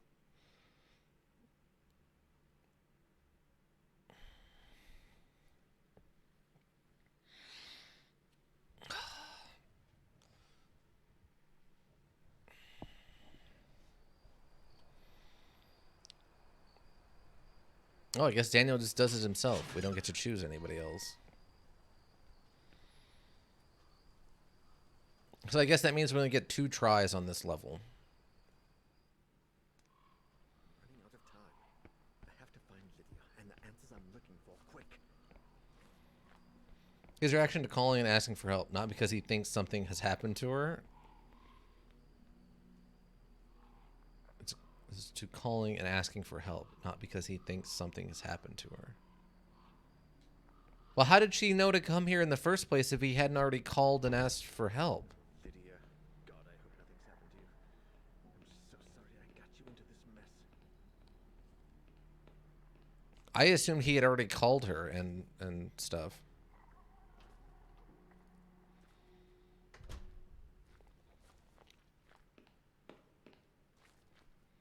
Oh, wait. I gotta go this way. Yeah. Still no listen, so we're still good.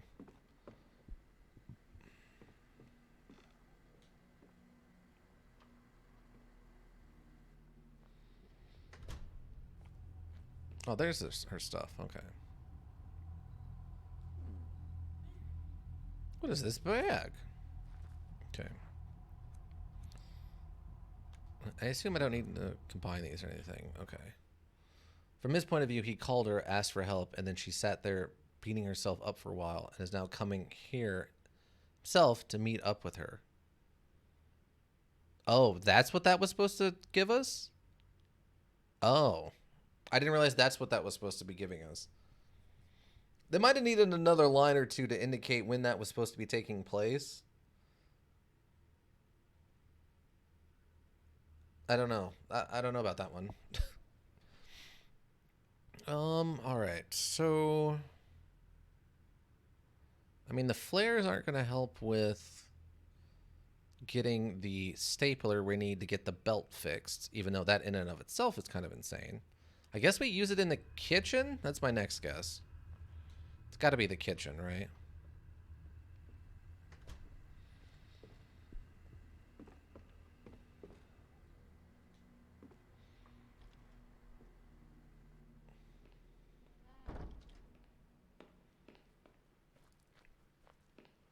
Oh, wrong direction. I don't know why that camera flip keeps throwing me off like that, but it really does. What? What is that? What do you mean? You know what that is. Yeah, that door's super haunted. We'll go over this way.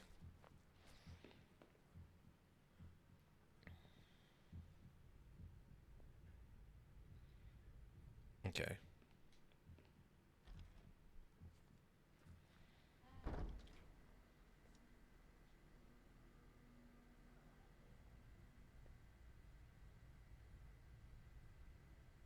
Okay, that's good. That should have hopefully reset the door.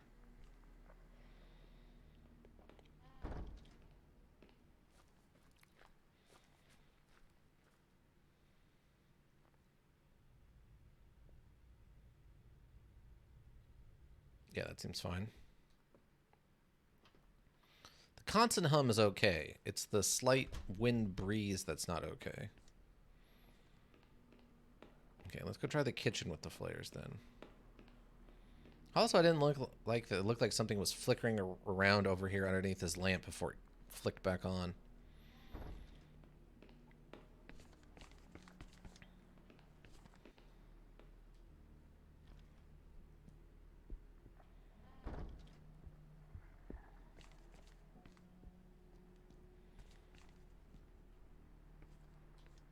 Oh, judge, but it looks like a lot of alcohol from a hospital. It clears the place was exclusive. Maybe this was normal back in the 20s. Was so swollen the door is jammed shut. In any case, there's nothing but wine bottles in here. A lot of talk about how swollen all the wood is. I guess just to explain that that's why you can't open a lot of the doors. Alright, so now can I use the flares in here? Okay, that's what the flares are for. I should be able to go in there now. At least while this flare is working. Okay. Okay, I need to search this place quickly. What? Don't need the bellows. Don't need that. Oh, mesh glove. A mesh glove with leather forearm. Oh. It doesn't protect my hands, nothing will. Oh, okay. I guess that was that straightforward.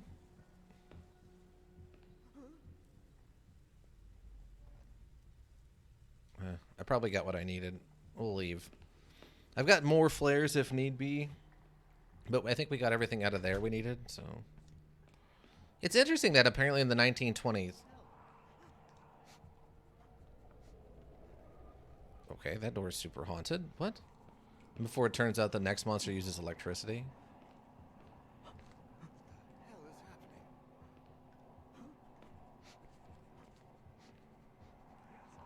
Looks like the flare died. So I was happy. It's a good thing I left.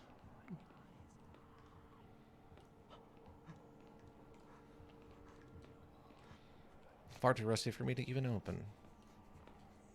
Be a live place if necessary. Okay.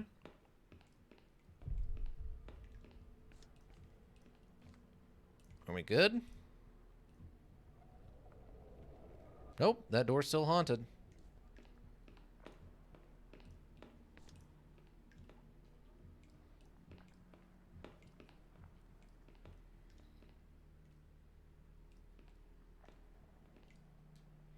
Small sink. There's no water. A larger sink with also no water. Good hiding place if necessary. Okay. Now is the door unlocked now that we took a 10-minute breather here? Okay, good. Okay, good. It sounds like it's not haunted anymore.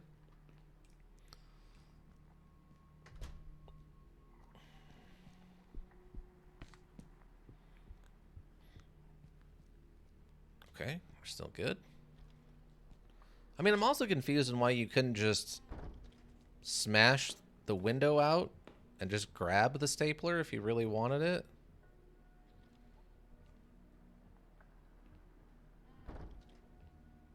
Or how a 1920s mental institute had a... Should I try to reach stapler? No. I need... Let me use my item. Thank you.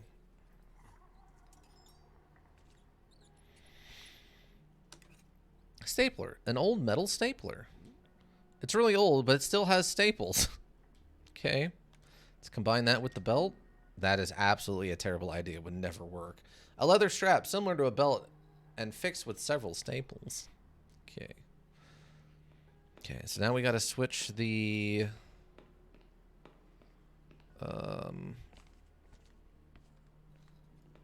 Switch this back over to the lift.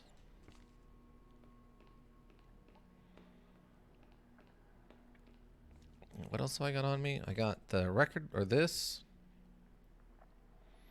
Oh, right. I used the scalpel to get into the first aid box, so we won't need to do that again. I love that we just leave the tools behind once we get done with them, because we're sure we'll never need them again somehow. How? Don't question it. Shut up. Shut up your stupid face. Okay, it is this way.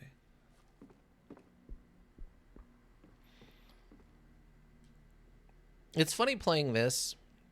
So with my one of the things me and my ex-girlfriend used to do,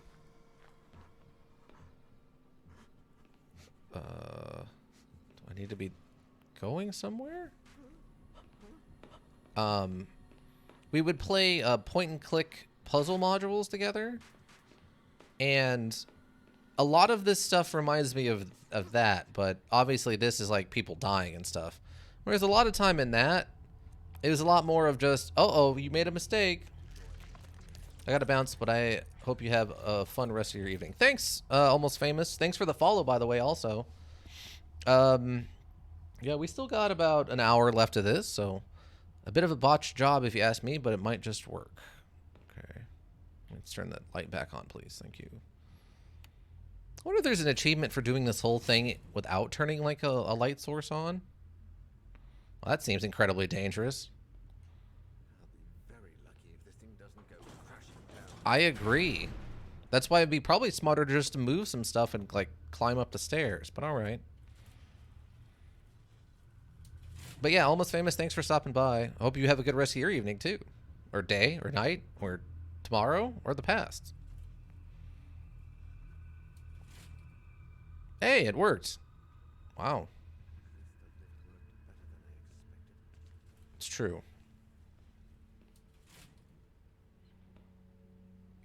Wow, we can just open this door? Didn't die or crash. Yeah, it's kind of unheard of. These double doors seem completely jammed. It probably will on the way down. Yeah, I mean, they got to figure out a way to get us into the basement where the experiment took place, right?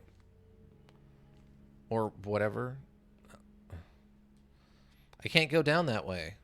It's too collapsed. Wow, there's much less up on the second floor than I was expecting.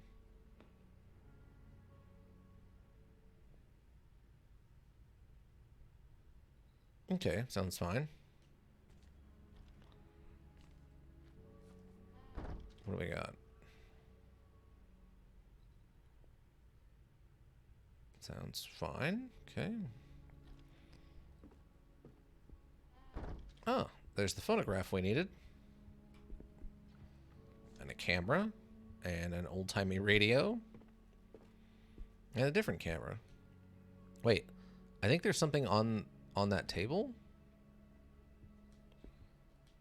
I could hide in here if I need to. Oh, like inside this room there's something on the table?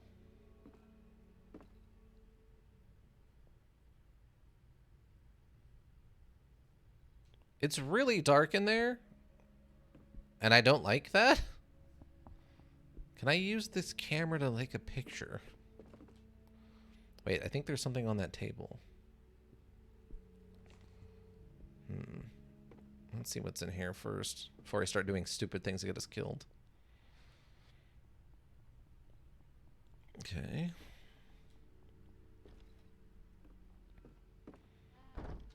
Oh. What is this? It looks like some sort of steam-operated control panel.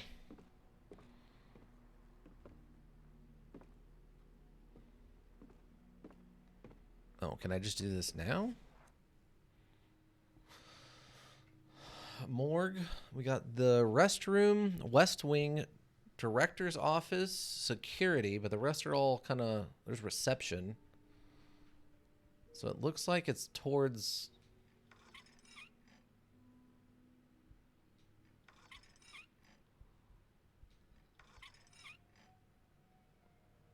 Okay, so I guess that's there. That's probably the top. And then the morgue, I'm guessing. I don't really know what the objective is on this yet.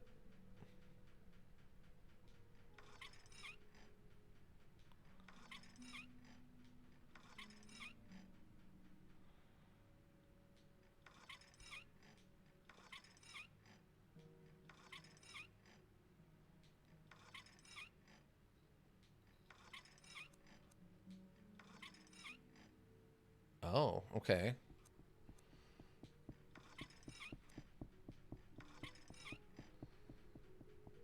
Reception? Yeah, I guess until I know where I need to send this water. In my mind, it's probably to the restroom.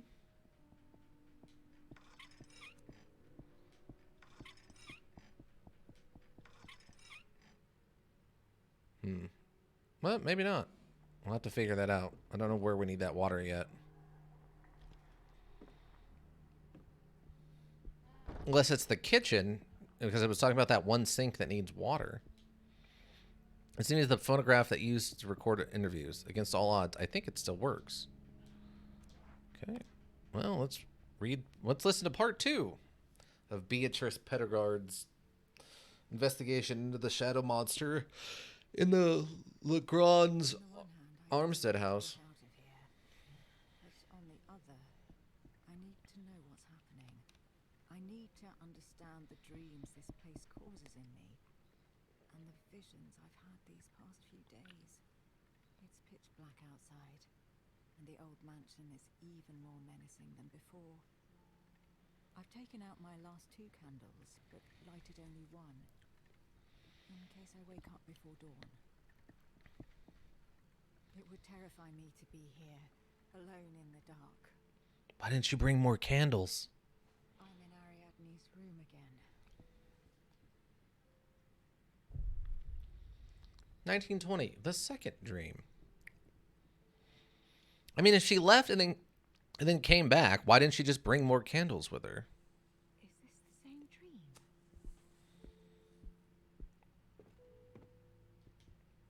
There's no sky, no horizon, just darkness. Always listen. Sounds fine. The hospital, it can't be real, right? Well, I mean, you know you're in a dream, so you have to chalk up some of this to dream logic. I cannot interact with that door.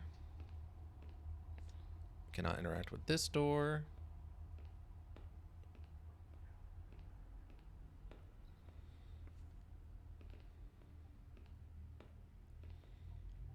I can interact with his body. Death is everywhere in this place. Can't interact with that door. Nope, not that one either.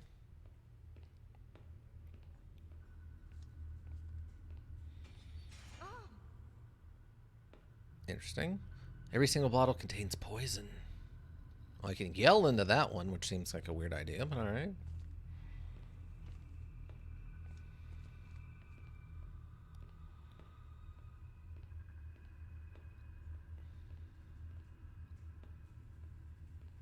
Wow, this is bigger than I expected for the dream. Everything is covered in rust. Is this the hospital? Why does it seem like centuries have passed?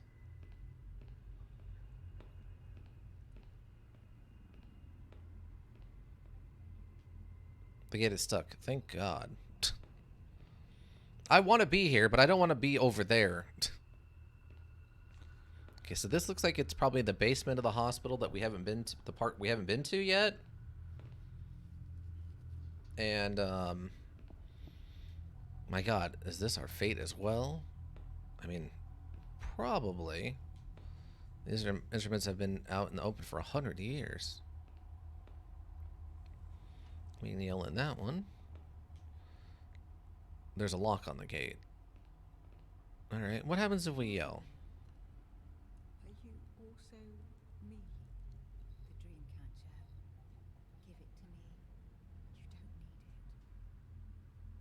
it. The dream catcher? Should I give her my dream catcher? What will happen if I lose it? No, not yet. We have a dream catcher? Oh, it's her special item. Oh. Personal item, passive. Nothing bad will happen to me as long as I have this with me, Beatrice. Okay, well, we probably shouldn't be giving it up to random shadow monsters, probably. Okay, there's the elevator. So I guess what's in this other one? What should I do? Should I give her my dream catcher? You need to wake up. Don't trust her. She'll take you down to a place nobody ever escapes from. Okay. Can I afford to wake up? Can I really afford to not push forward? Oh, I mean, yeah, if you're worried about dying, you probably shouldn't keep pushing forward into some place you think you're going to die. That's called common sense. Oh, we actually need a key for this gate? Oh, interesting. Huh.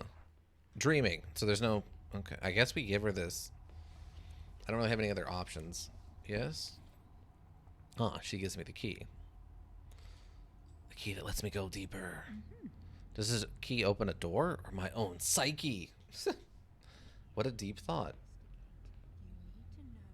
You need to keep going down. You have to keep investigating, even if it doesn't seem like a good idea.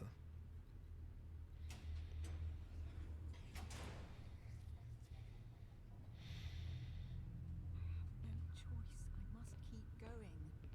Okay. Your mind is the hardest prison to escape. Yeah, exactly.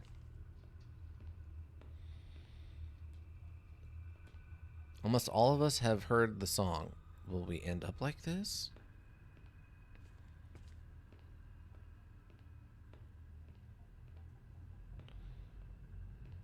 From Tuesday? Oh. Yes, your mind is the hardest place to escape. Yeah, when we were talking to... Or when we were sitting on the bench, like, thinking about the world. Yeah, exactly. This also reminds me kind of the... There's another horror module. I can't remember what it's called now. Where it all takes place in your own mind. Oh, wait, what? Oh. Oh, we're doing this suddenly. We're doing this. We're doing this. We're doing it. We're doing it. Team, it's happening. Oh, and we died. Apparently. Oh, I guess it was meant to lose? What happened to me? Where am I now? I was wondering, I'm like, we were doing really good. I don't know why we would have lost that. Only one way out. Only one way out. What does that mean?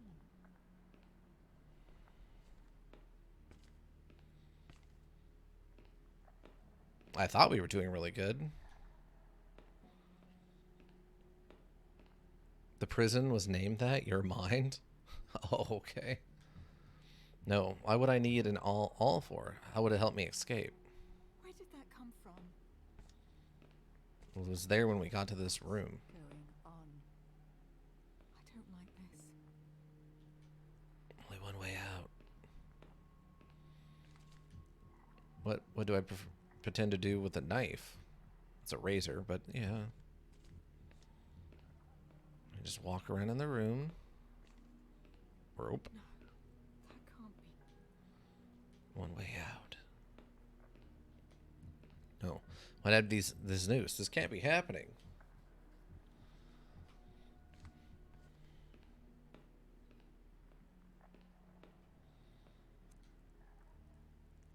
Is there no other way? Should I drink from this bottle? Arsenic? No? Huh. So I wonder if this is implying that people who got eaten by the shadow might actually technically be alive? And that if we defeat them, somehow we're going to get them back if they didn't choose to kill themselves? Your mind Raven coming? Maybe. I guess drink it. I don't have any other choice.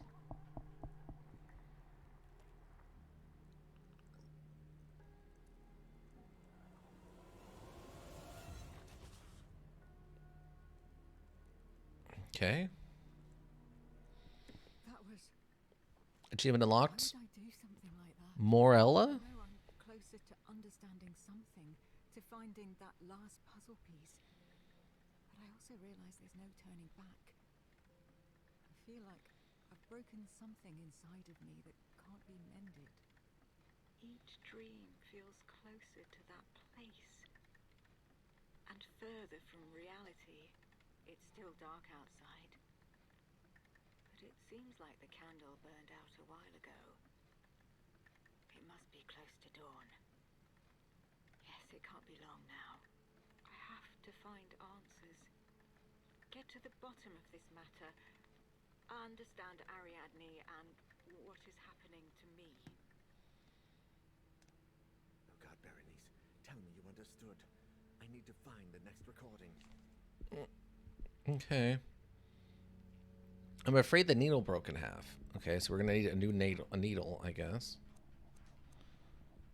Okay, so let's see. So the next room is the puzzle room with the steam. I guess we're supposed. Oh, it opened on its own. Oh, or not? Hello? Anybody there?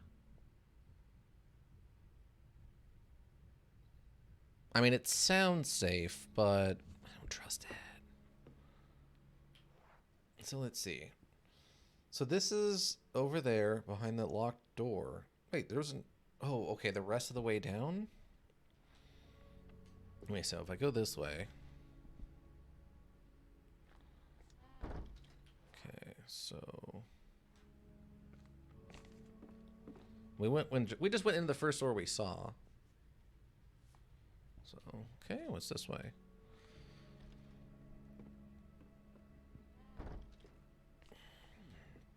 There's something odd about this stuffed owl. It almost seems like some kind of puzzle someone put together. Okay. Oh.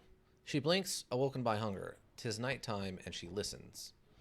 Okay, so eyes. And then ears. She takes flight swiftly, also wings. Screams as she tears you away from yourself. So it's claws. Nest? Okay. Oh, okay, yeah, you can interact with certain parts.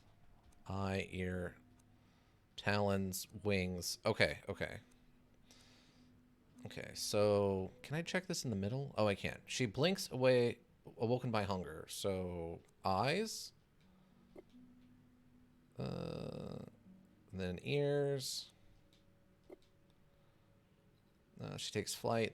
Wings. You scream as she tears you away. Okay, then claws.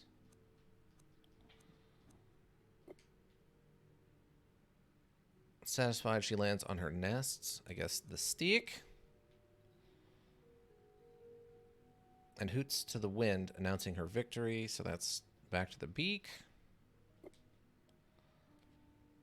Her firm grip paralyzes you. Claws again, I'm guessing.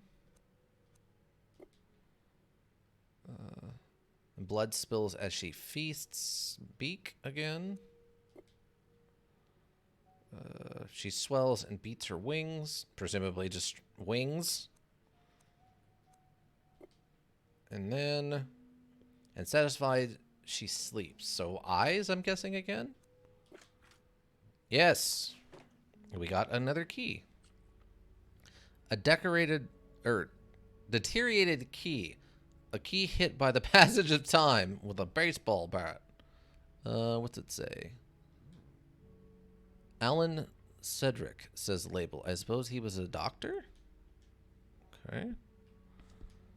The table is covered in debris from the ceiling. The newspaper is barely readable.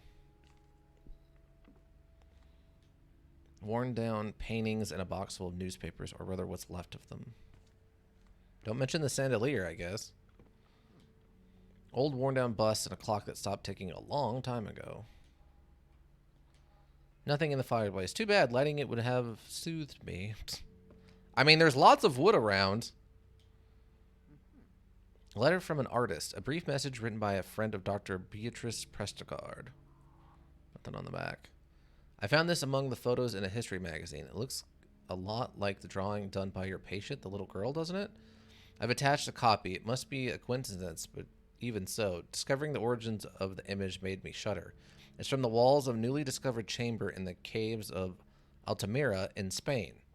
The painting is from the Paleolithic. A local archaeologist have ruled that it's around 40,000 years old. Wow, so yeah, this is the thing that lurks in the darkness that men fear. Okay. And the Spain reference again. Achievement unlocked, the shadow out of time. Wow, is Daniel going to become the shadow at the end of this? And then he starts going back in time and causing all kind of mischief? Old newspapers. Even I want to read them, they're too damaged for me to even hold them.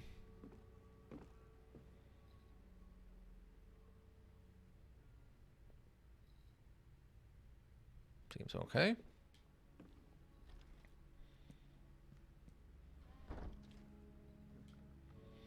There's something stuck inside of the tube. Inside of the tube system, some kind of message. I think this thing is steam powered. Ah, okay, that's where we're sending the steam. It's to this place. His best regard. That doesn't seem to be anything about her here. What's this? Clipboard. Third experiment report. The hospital director's evaluation of the experiment conducted by Dr. Beatrice Prestegard. Patient Aranade LeGrant Amsberg. Director Edward Sunders. That time I got sent back 40,000 years because of that dang music box. Exactly, Ika. Description. General experimentation by Director Edward Sunders of the experiment performed... Oh, general examination by Director Edward Saunders of the experiment performed by Dr. Beatrice Prestegard. Notes. 5 patients from the experiment group have disappeared, all except for the original test subject, Aranade LeGrant Amsberg. I don't know if they have escaped or if the walls swallowed them, but they've left no trace. Security did not register any relevant incidents either. I looked for the door to inform her of this, but she is nowhere to be found. When I asked Aranade if she had seen her, she shook her head and asked me if she was finally there.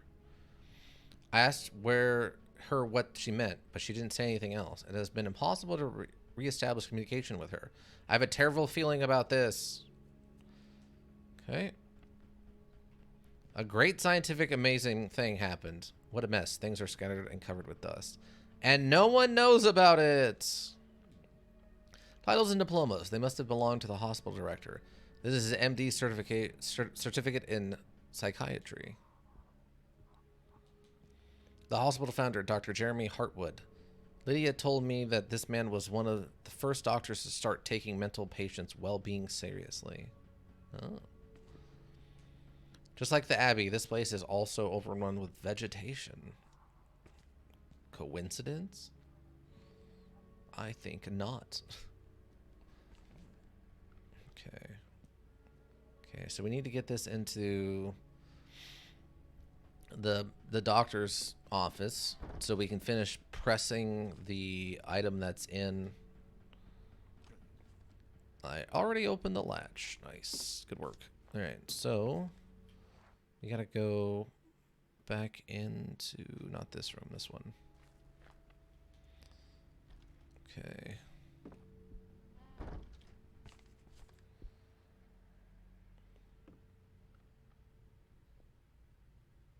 I still don't trust this room.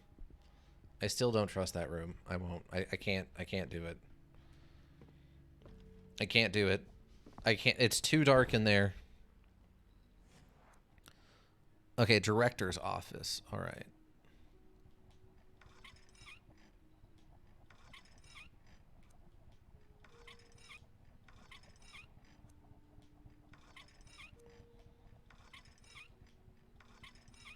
Okay, so the steam's going that way. Then we're down to here. It should be okay on this one.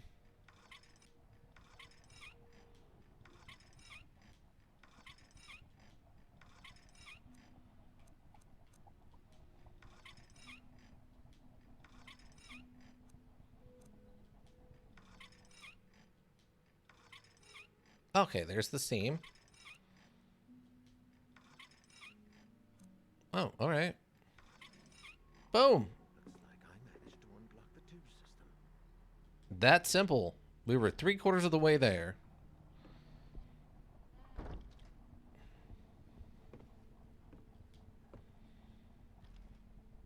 Okay, we just go back to the director's office. And slam into the door really hard because it's hard to control these people. Okay, so what do we got? Ah, it's the third tube. A hard wax cylinder with the needle engravings. I need to find a phonograph that still works if I want to listen to this. Oh, Oh yeah, we don't have a needle.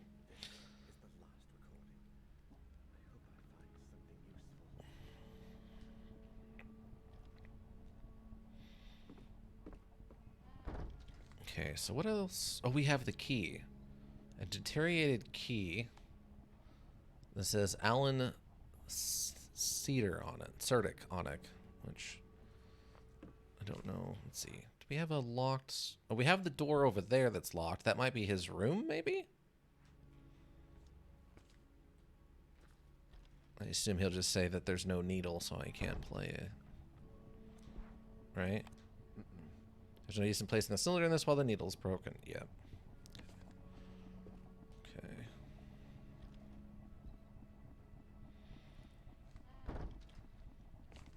Yeah, until it makes us go into that super dark room, we're not going in there.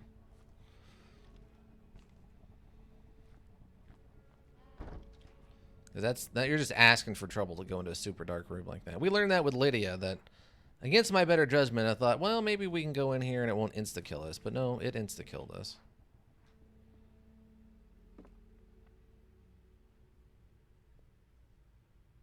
Seems fine. Use the key. Okay, door open. Don't need the key anymore. Yeah, that makes sense. Perfect sense you would know that. Okay, yeah, that's still super haunted. Okay, let's go into this one. Okay. Old medicine books, nothing I need to take.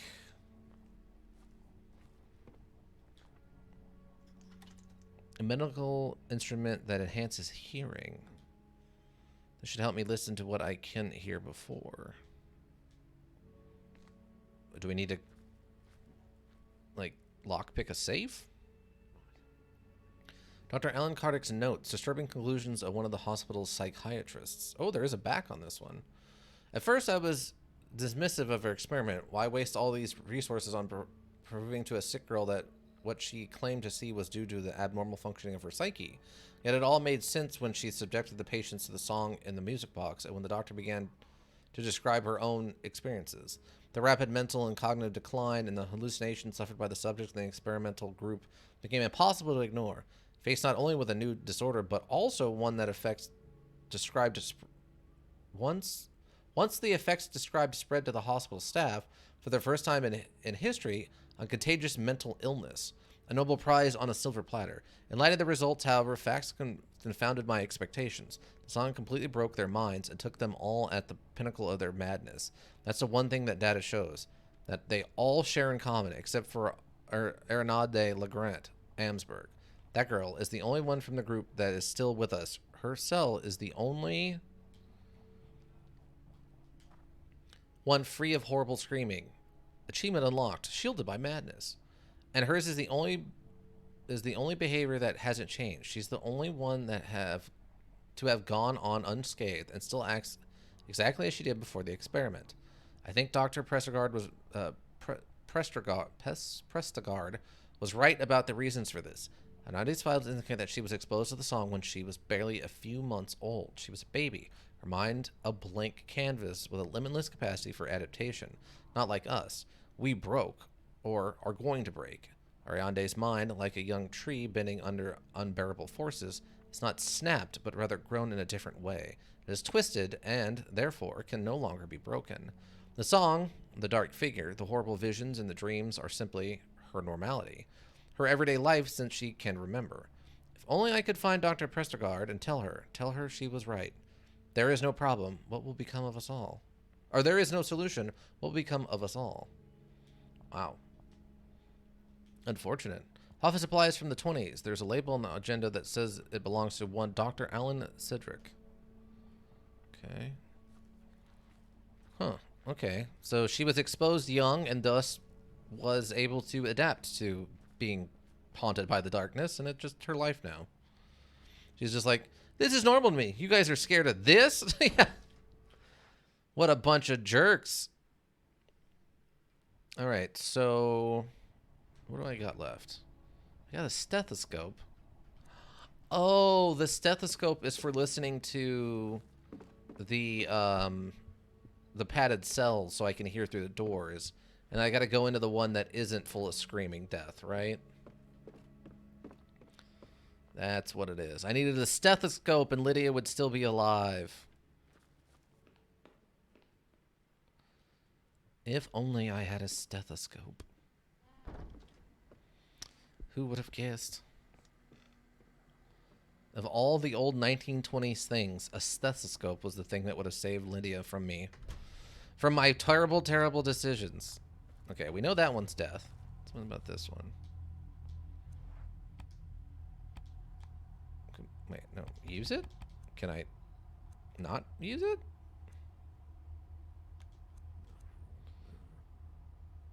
I knew it was wishful thinking, but I had to try. Oh, wait, maybe I have to listen.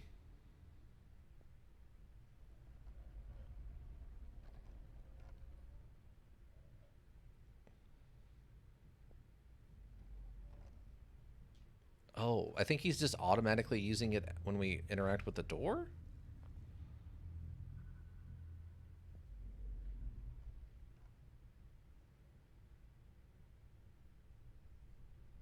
Oh, yeah, I can kind of see it in his ear there. Okay.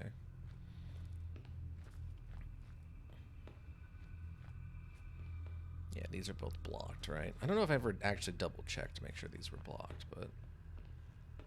Okay, and that one's blocked by the gurney. Okay.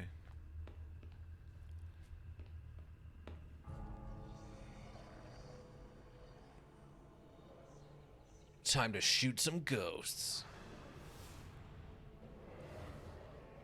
Get shot, jerk.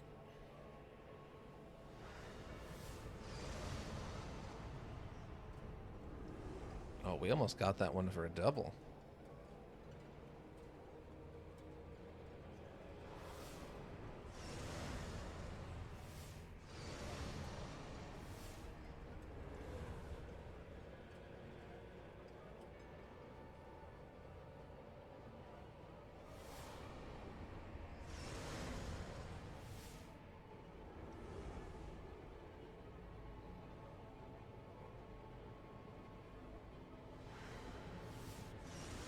Okay, got him. They're everywhere. Yeah, you already knew that, though. I'm gonna add a new item that'll work well for my build this time around. Also very character building. A torture device you put on people. A Saw reference. Wow, okay. Okay, where... Nick, we're playing Underrail? Okay.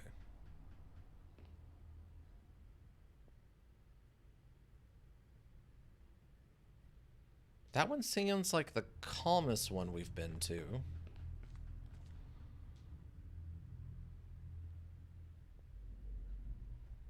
Okay, there's definitely something going on in that one.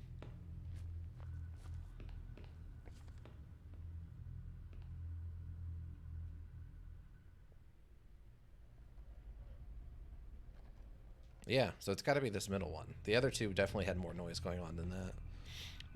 Most importantly, it had crowd control in it, in that it makes the target panic. Oh, our one is going to be super stealth guy. Interesting. Okay. All right, let's try this. Let's hope we're right, or we're dead. Oh, we were right. Okay. We've got syringe, an instrument used to inject medicine. What a horrifying instrument. Ah, there's the needle we needed. I think the needle should be enough. This will be handy, provided I don't stab myself and die of gangrene. It's true. And a note. Ah, it's the shadow monster. Audrey's lost drawing, collectible item. Depiction of a scene that must take place. That must take place? Is that us meeting with her as an old lady at her house? I'm guessing.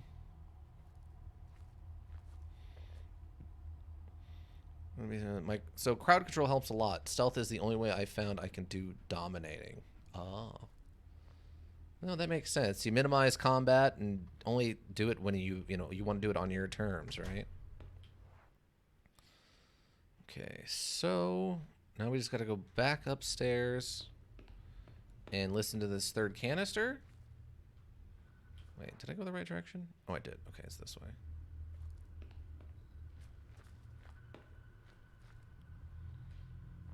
Okay, we can go back upstairs, listen to this third canister, which might actually be the end. I don't know. I feel like we're actually getting pretty close to the ending of this.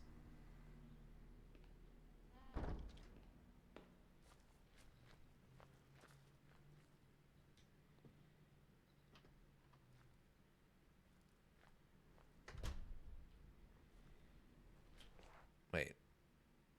Oh, I went too far. I'm an idiot.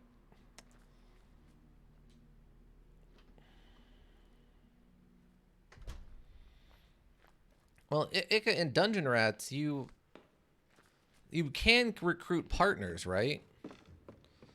So you're trying to beat it on dominating with only using your own character, right? Yes. Okay.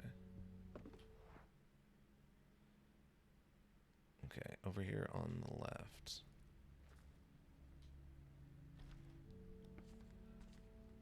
Okay, I think it was this one down here. So, I mean, that might be part of your problem.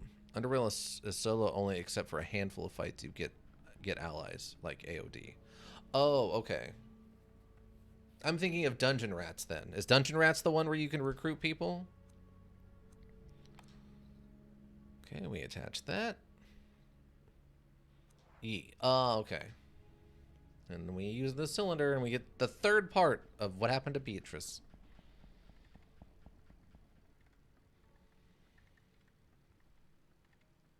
This place. That thing. The presence. That's what Argos Legrand called that horror. Now I know why. It's anywhere the song is. In the hospital, in Ariadne, in me. Everywhere. Maybe there's no solution. Maybe it isn't something you can just end. But maybe cut it off from everything. From this world. Burn the bridge. Return the song to whence it came. If I take the box to that place, if I leave it there, with the presence, I need to push forward just a little longer. I need to understand. I need to put an end to this. I need to go there. Wow. Brave of her. I need to know. I need to make it. 1920, The Third Dream. Here's the difficulty difference between normal and dominating. Okay. Ariadne, do you need my help or do I need yours? Probably a little both right now. Among the darkness, I see a dull and hypnotic greenish glow. That's been a reoccurring motif also, a little of that weird green color. Down. Always down. The wall is deteriorating, giving way to something else, to someplace else. I don't have a light source, by the way. So, if it's dark, I apologize. I cannot help this. Down we go. Into what appears to be a mine shaft. It makes sense that the darkness would live in a mine shaft, though.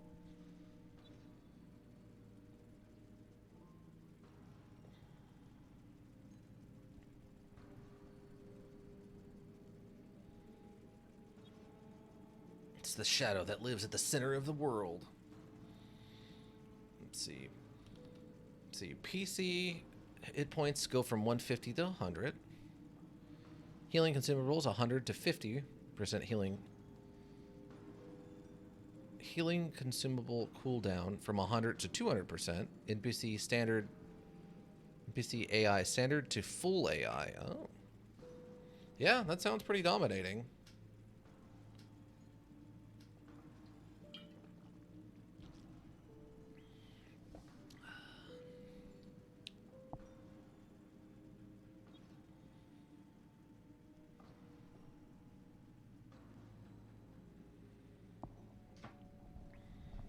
Wow. Yeah, we're all the way at the bottom of the mine. I mean, what does ancient cave paintings have to do with an ancient mine, though? Maybe this is just how her brain is representing going this far into the depths. The deepest thing she can think of is a mine.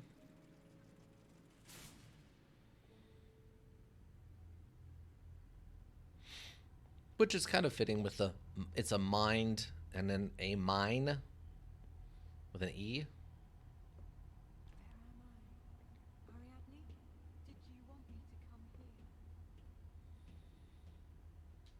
There's no turning back. I have to push forward. I need to know. She's willing to die to figure this out. That's actually a negative, like a... What is that?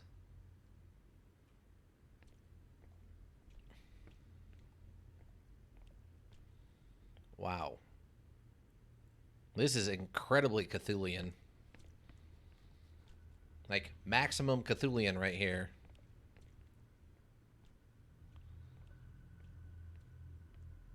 Is that her dad? I think that's Arenade's dad.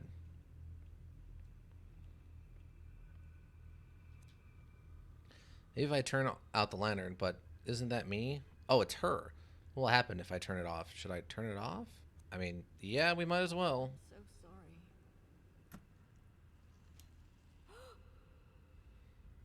Ooh. Almost. I'm almost there. Oh, shit. Shit. Achievement unlocked. The pit and the pendulum. Achievement unlocked on the shoulders of giants.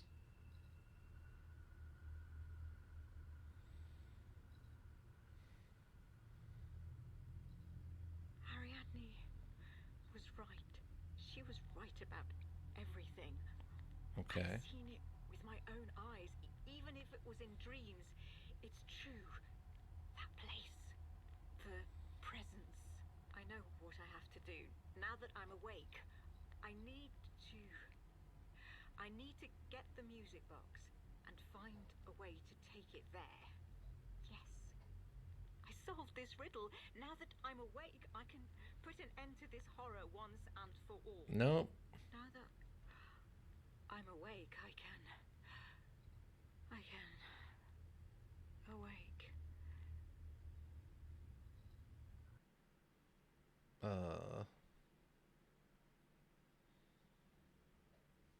I don't think she stayed awake. Ah, finale. There. We have 20 minutes. Well, let's finish her up, shall we? What saved Ariadne would not save me. She had grown up with that melody and had developed a mind so distorted that it could withstand the horrors it saw each day. But there was another way out. To break the connection between our reality and that terrible place. To take the song and its nightmares to their place of origin. I was the only person who could do it. The only one who had heard the melody and, so far, lived to tell the story. Time was running out. The mansion was still far away, and my damned card chose that precise moment to go belly up. Odd. Everything seemed to conspire against me, but I wasn't about to give up. There wasn't much time left, but I knew I still had a chance.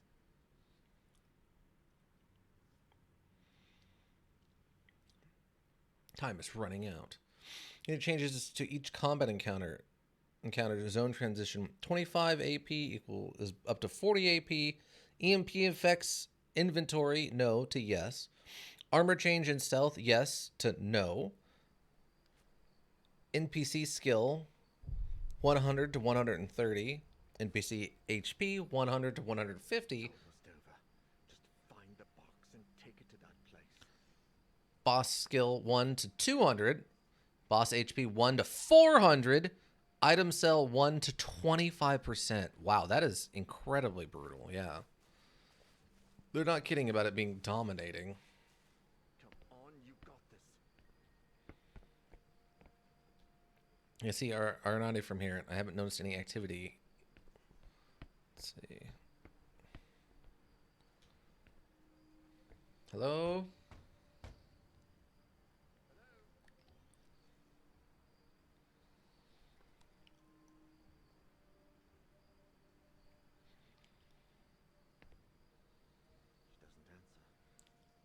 inside. Okay, well, how about you do that? Ariadne. I have to find her and ask her about the music box. Also, the module does stuff like putting enemies you'd only encounter at the end of the module into zone early module zones and dominating. Oh, wow. Small metal boxes and ornaments, tarnished and unkempt.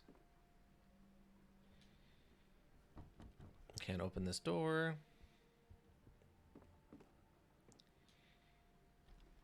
I can't open this door. It's not prompting me to listen, so if there are any birds in here, the time is long gone. An old tea set. It's practically lost all its luster.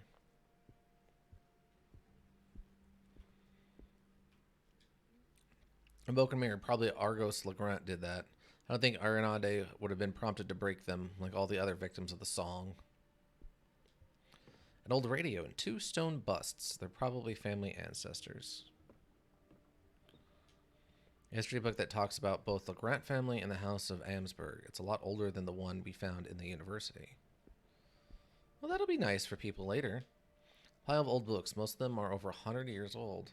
Mrs. Legrand, pardon me for barging in like this, but I need that box.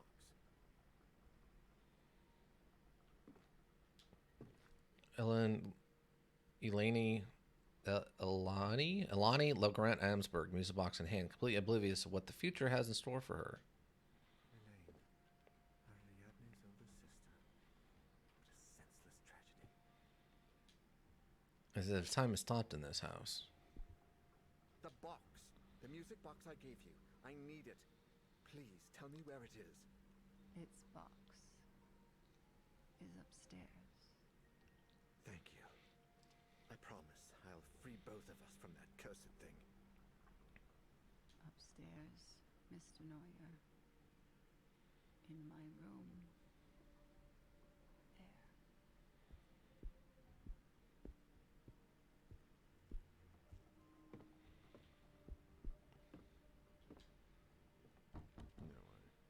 There.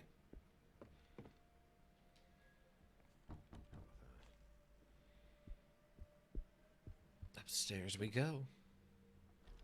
She wants to.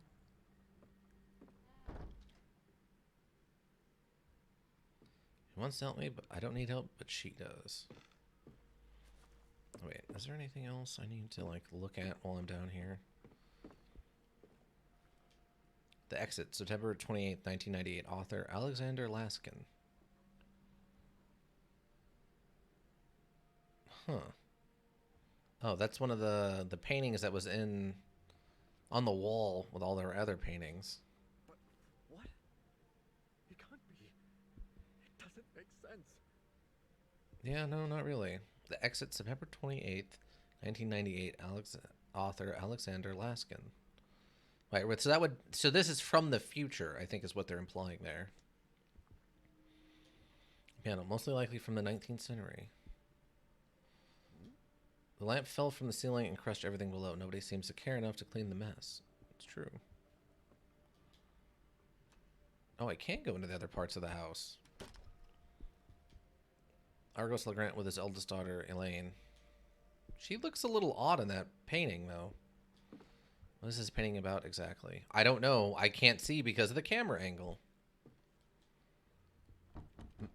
This door's locked. Can't open this one either. Okay. Yeah, I can't tell what that painting's about because you're not showing me the painting. Yeah, that painting with his oldest daughter looks really weird. Is there a map? Oh, there's no map available. Almost like she looks like she's a doll or something, more so than an actual person. Okay, the box is somewhere on this floor. In this house, even the coziest nooks and crannies have a sinister air to them.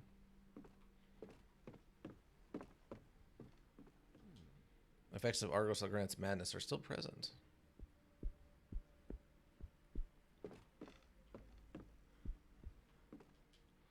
And see the courtyard that opens to the main entrance from here. I guess we just start trying random doors. Nope. Not that one. Also not that one. Probably the big one, right? Okay, I don't think there was any other doors on that side, so big one it is.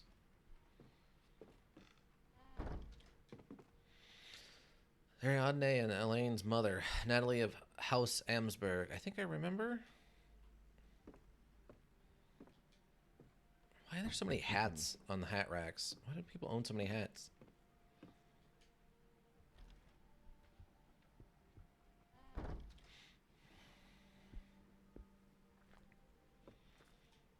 Little girl's personal notes. The name Elaine appears several times. There's so much dust on the sheets that you can barely see their original color. They've probably been there decades.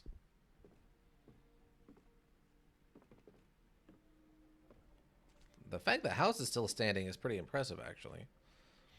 Elaine LeGrant Amsberg with Ariadne in her arms. See, now in that painting, she looks much more like an actual person. But in that other one, she looks like a doll or mannequin or something. Like, it didn't look right natural at all. I see it next to the mirror. Unsurprising, I can't open it. There's a thick layer of dust on the mattress. It still looks slightly deformed, as if someone had slept on it a long time ago. Maybe even Bernice Prestigard herself. That was the implication, yeah.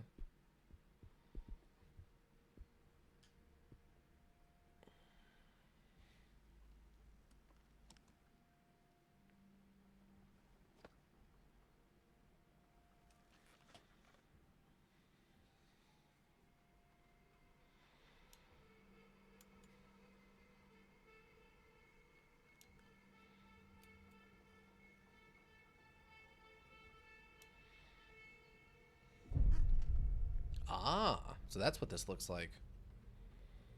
Wow, you just teleport yourself right to the door? Dang. That's much faster than coming down in that. What is this hideous place? Much better than coming down in the hand crank thing.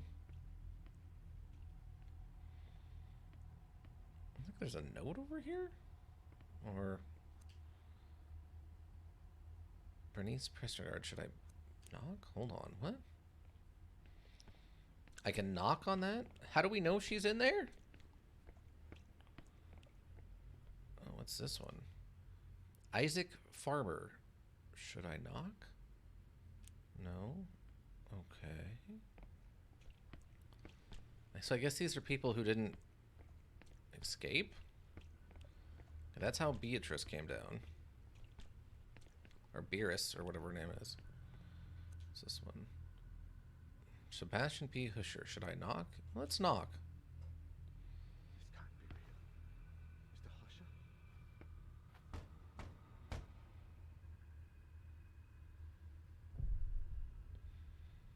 Sebastian P. Husher's nightmare? What? What?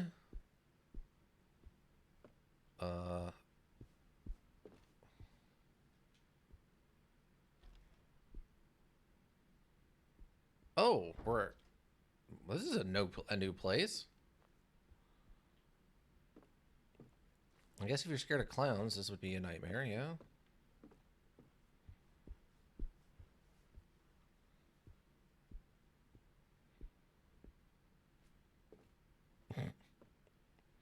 Okay. History of my family, of everyone who stayed in the house. What?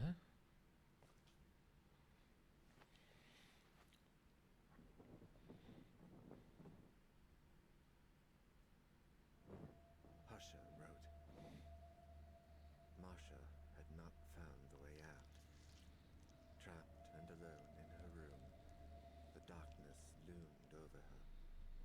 Where did she seek refuge? Under the bed? Oh, let's see. Masha?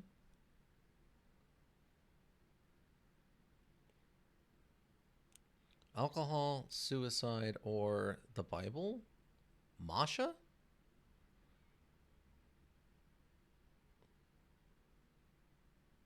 I think that was the first guy's wife? Well, she was religious, so it would have been the Bible?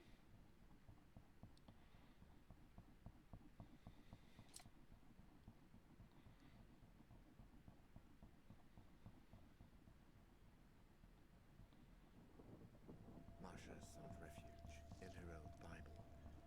However, no prayer could stop the shadows. Okay.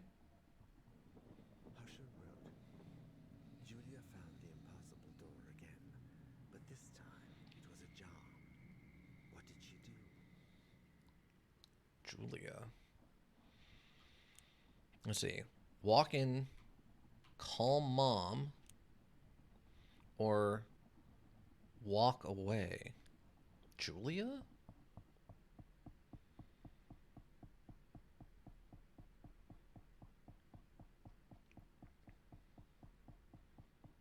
It must have been one of his kids, so call mom? Yeah, because Julia was talking about... Yeah, the little brother hid the doll or whatever because mom... Yeah, I think call mom?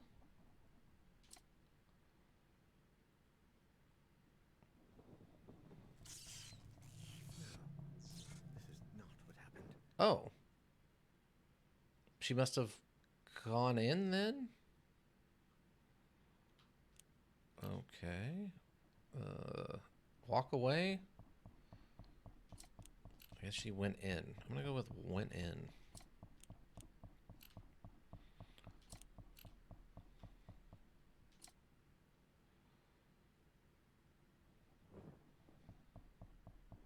Julia entered, wanting to leave it open. Great was her horror when she discovered that once on the other side, the door had disappeared.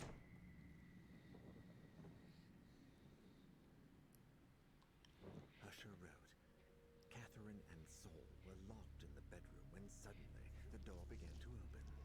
Then Catherine took... Oh, that's why the two of them were in that one room that was an insta-kill. Took scissors, Saul, or baseball bat?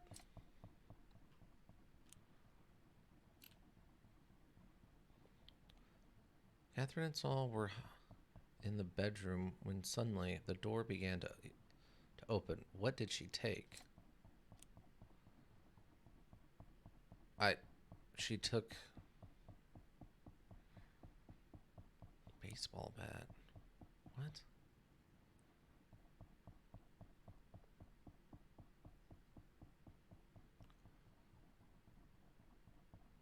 I remember a baseball bat, but I don't... Scissors. Catherine and Saul were hiding in the bedroom when suddenly the door began to open. Saul? I'm very confused about what they're exactly asking me about for this. Catherine took little Saul in her arms. She couldn't comfort him or stop that thing that was lurking beyond the threshold from entering. So...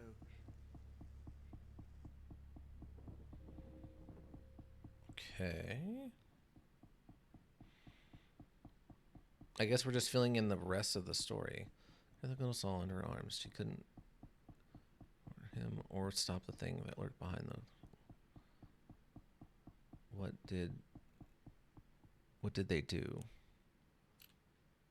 Hug each other? They didn't escape, I know that much. Then they hugged each other and said the last goodbye before the darkness swallowed them up.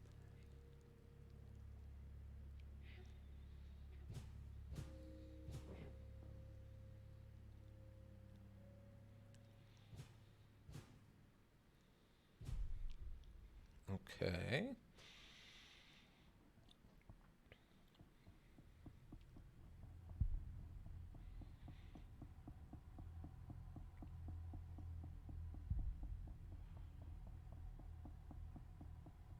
lantern blew out.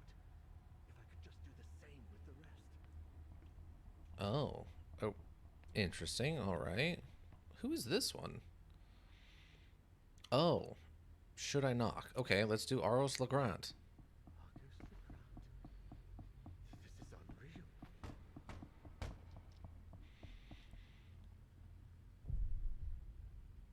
Argos Legrand's nightmare. Oh, he's got the sledgehammer. Kind of. It's more, I guess that is more of a mallet. Because it's squared like that. But it's got stone, and it looks like this is after he's already killed his family. There's blood all over it.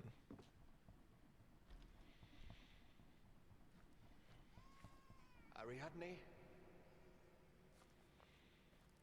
I can't see what's going on either, so I'm just walking forward, hoping for the best. Oh, do we get to see? No, I can't interact with my inventory at all, so.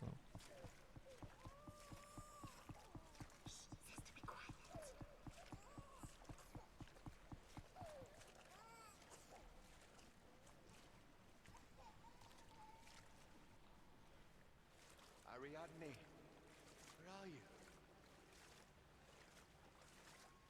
Ariadne, hold on. Dad is going to save you. Okay. Oh no! I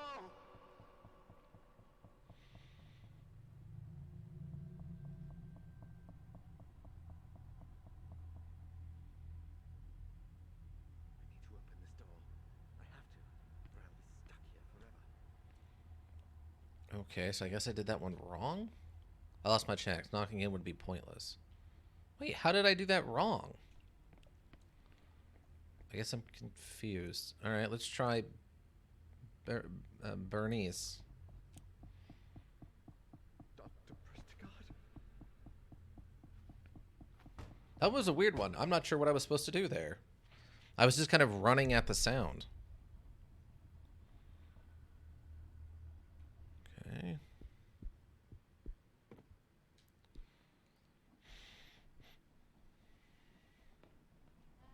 Okay, we're at the... Still two patients who haven't heard the song, but I don't remember who they are. Okay. Guessing I gotta figure out which ones to let out. Someone will play the melody in the cell that I pick. I need to choose carefully. Oh. A solar eclipse towering over a great expanse. Have you seen anything like that in your dreams? No. Okay. Have you recently dreamed about an eclipsed sun?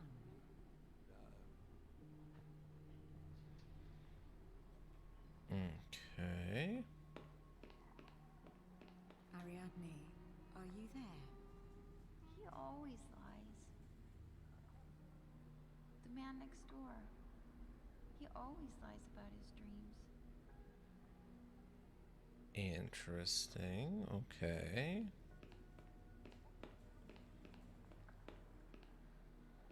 Have you recently dreamed about an eclipsed sun?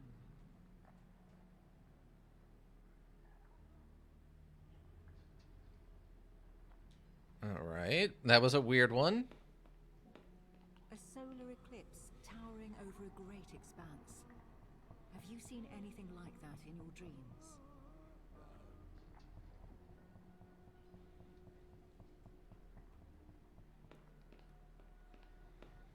Have you recently dreamed about an eclipsed sun? No.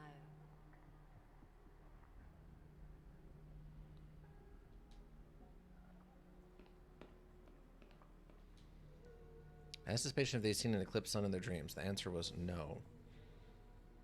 But they have drawn one. I asked if they'd seen an eclipse sun in their dreams. The answer was no. But Ariadne said that he always lies, so that's a yes. That the patient in the next cell always lies about their dreams, so that's... Those three have. This patient is not responding. As the patient they've seen an eclipse. I mean, there's nothing in this one. The answer was no. So that one I feel like is telling the truth. And that one obviously looks like it's seen something. But that's a lot of clocks. I mean, time travel maybe? Okay, so I want to play this for the ones who have or haven't seen it. So in my mind, it's 1 and 2. Wait, is there a note? Oh, there's information. Okay, okay. Let's see. 6 subjects will be made to listen to Ariadne's music box. The procedure has already begun, exposing 4 of them subjects to the music with surprising effects. Ariadne, the control patient, did not present any changes after listening to the music in her cell. Yet 2 of the other subjects, enclosed in opposite cells, have begun to refer a dream in which they see a dark place with an eclipsed sun. Only one of the 2 has heard the melody. It is deemed possible that the other is a case of sheer suggestion, having heard their fellow patient's description. On another note, several subjects taking part in the experiment have placed candles in their cells. Although not all of them have listened to the melody, we assume it is possible that they are simply imitating what they have seen other patients do in the opposite cell. For some reason, the values in the sound system explode when we play the song in a cell, and there are only 3 left. We must proceed with the last 2 subjects as soon as possible. They must not escape. Okay, so 6 subjects will be made to listen to Ariadne's music. The procedure has already begun, exposing 4 of these subjects to the music with surprising effects. Ariadne, the control patient, did not present any changes. Yet 2 of the other subjects, enclosed in opposite cells, have begun to refer a dream in which they see a dark place with an eclipsed sun. Only one of the 2 has heard the melody. It seems possible that the other is a case of sheer suggestion, having heard their fellow patient's description. On another note, several subjects taking part in the experiment have placed candles in their cells. Although not all of them have listened to the melody, we assume it is possible that they are simply imitating what they see the other patient do in the opposite cell. Okay, so for me,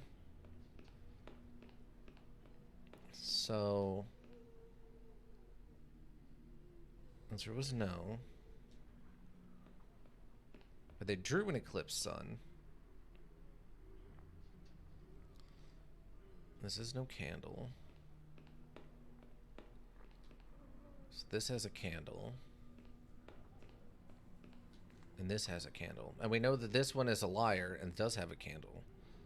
So... okay, so I'm thinking 2 at a minimum right now. We're going to go with try 2 first. Okay. And then... oh, I need to read the note again.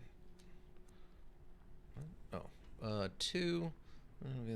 the procedure has already begun, exposing 4 of these subjects to the music with surprising effects. Alright, now the control patient did not opposite music in their cell, and yet 2 other subjects, enclosed in opposite cells, have begun to refer to a dream in which they see a dark place with an eclipsed sun. One of them has heard the melody. It is deemed possible that the other is a case of sheer suggestion, having heard their fellow patient's description. Okay. On another note, several subjects taking part in the experiment have placed candles in their cells. Although not all of them have listened to the melody, we assume it is possible that they are simply imitating what they see other patients do in the opposite cell. Okay, so that one sounds like 2 to me. Because we know 5 is lying.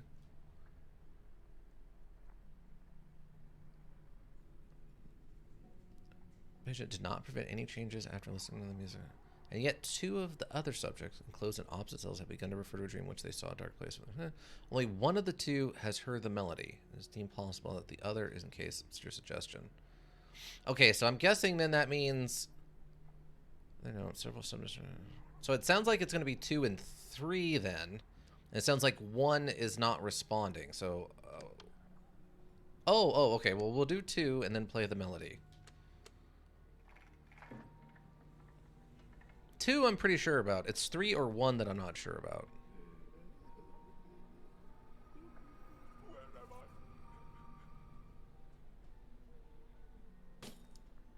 Okay. So what does that actually do to 2?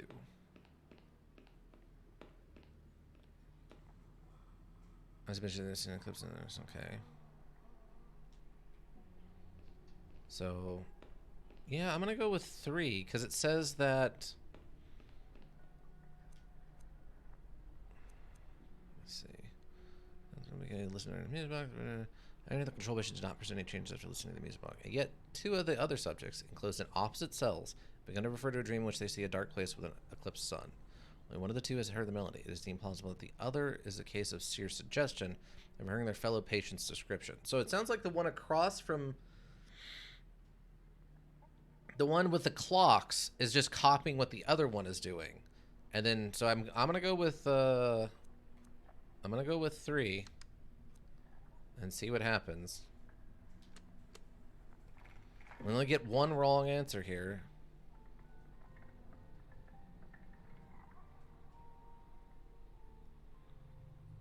I think we got it.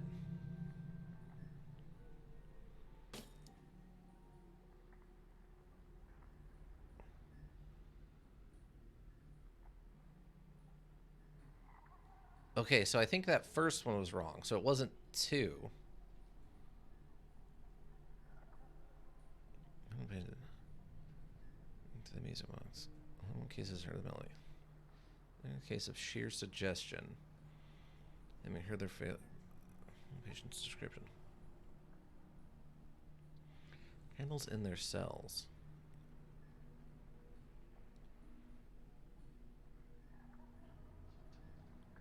Yeah, but okay.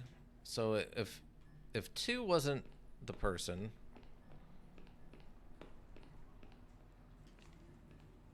okay, maybe it is 5, and those aren't anything to do with. I guess we'll try 5 then.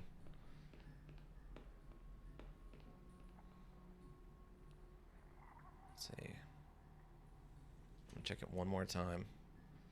Under the control should not prevent any changes after listening to the music at all. Yet 2 of the other subjects enclosed in opposite cells have begun referring to a dream in which they see a dark place with an eclipsed sun. Only one of the 2 has heard the melody. It is deemed possible that the other is a case of sheer suggestion, having heard the fellow patient's description. Okay, on another note, several subjects taking part in the experiments have placed candles in their cells. Well, not all of them have listened to the melody. It's possible they are simply imitating what they see the other patients' opposite cells. So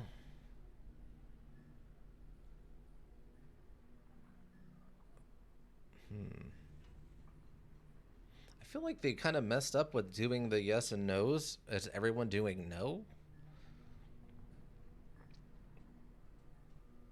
Opposite cells have begun to refer to a dream in which they see a dark place with a sun. Only one of the 2 has heard the melody. Also, the other is a case of sheer suggestion, having heard that their fellow patient's description. Also, just taking part. Okay, so I don't know if the lights going out was success or not success is the problem. I mean, so he says he hadn't seen an eclipse. She says she has. The candle swapping. 2 flickered with him. He's like, wait, where am I?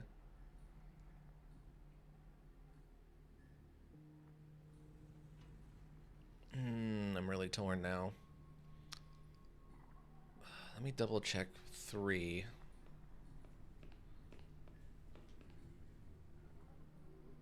See, that looks like clocks, and then, I mean, kind of an eclipse.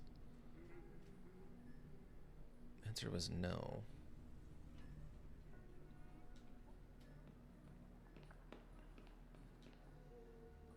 That looks just like the painting, though.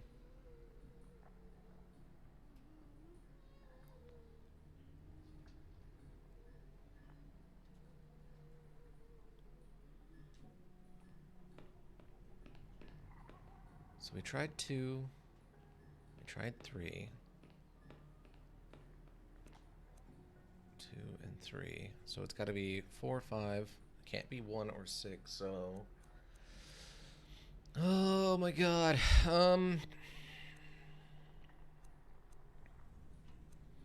I guess I don't know. I don't know what's correct and what isn't correct.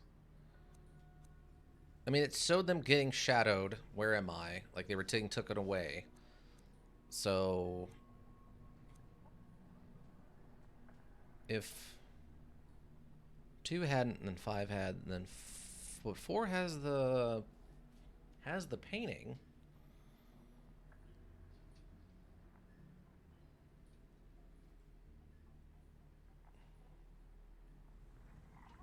Oh, wait.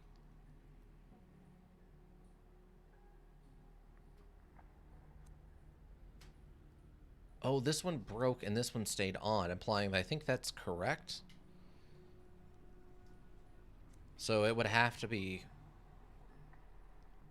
5 then. We're gonna go with 5. Let's see what happens. Oh, it's just flipping over because of I changed to a different switch. Let's see, 6 subjects. And 2 of the other subjects, enclosed in opposite cells, which would be 2 and 5, have begun to refer to a dream in which they see a dark place with an eclipsed sun. Only one of the 2 has heard the melody. It is deemed possible that the other is a case of seer suggestion, having heard the fellow patient's description. But Ariadne said that the one in number 5 has been talking about an eclipse, but it could be a suggestion of the one across the way, which we determined it said something. It can't be 3. Important the experiment. Although not all of them have listened to the melody. And he has a candle. So he could not have heard the melody. I think it's 5. Puzzles, yeah. I'm going to try 5 and see what happens. We're probably going to get the bad ending one way or the other, but let's try 5. I wish I knew if the light flickering was good or bad. I think it was bad. Oh, I think we failed.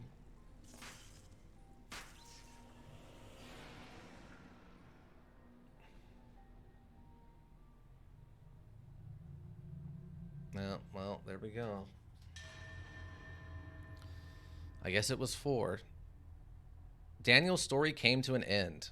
So yeah, we just failed. All right. So it's just over? I don't understand what's happening.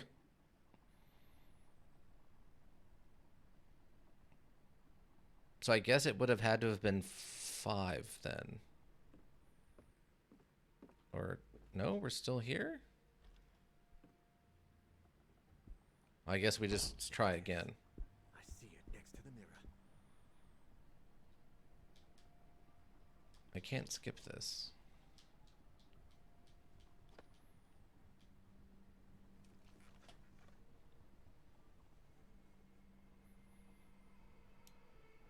Okay, so I guess flickering in the room was correct, which means... Yeah, I guess it would have had to have been 5? Because we tried 3 and it didn't count.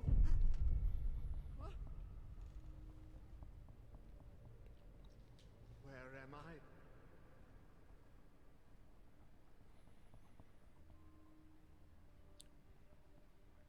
Okay.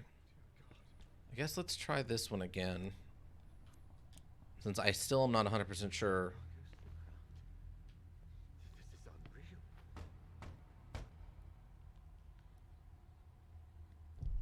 I think I just need to run at the noises more accurately. Because I remember in his description of his story, he was running around kind of lost. Ariadne?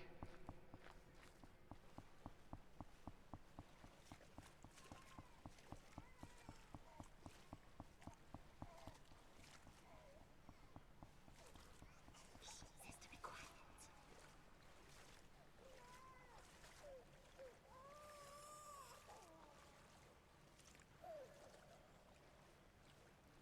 Ariadne, where are you? Ariadne, hold on. Dad is going to save you.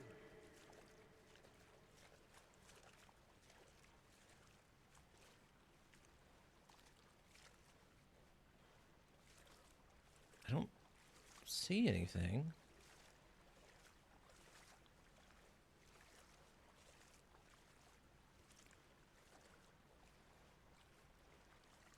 I don't hear anything.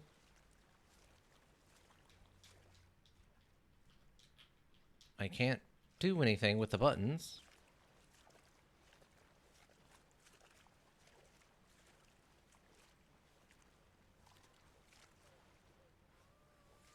Okay, wait. Okay, sounds like we're heading towards the crying again.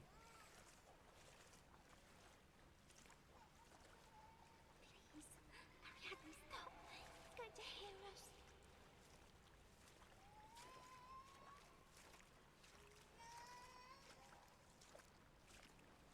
Ariadne!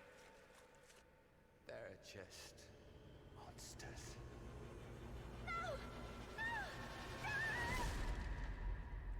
Okay. Oh, alright. We actually figured that one out. Alright.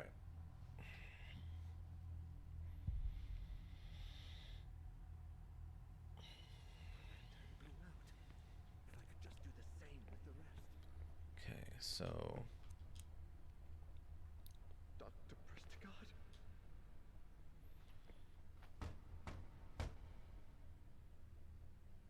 What?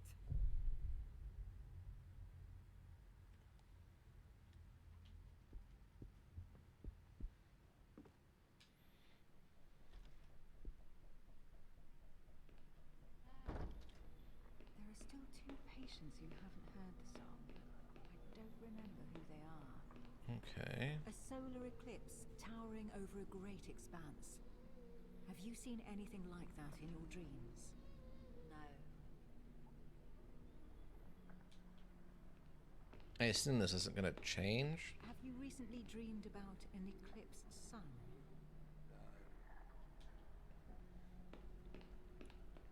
Ariadne, are you there? He always lies. The man next door Okay, that's the same. always lies about his dreams. Have you recently dreamed about an eclipsed sun? Okay. A solar eclipse towering over a great expanse. Have you seen anything like that in your dreams?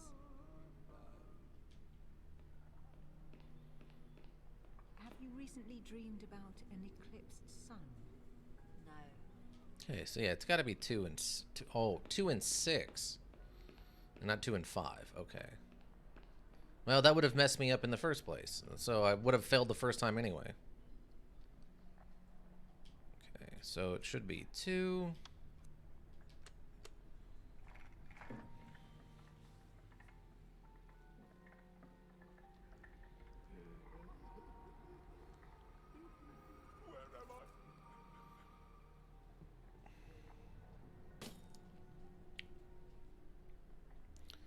Right.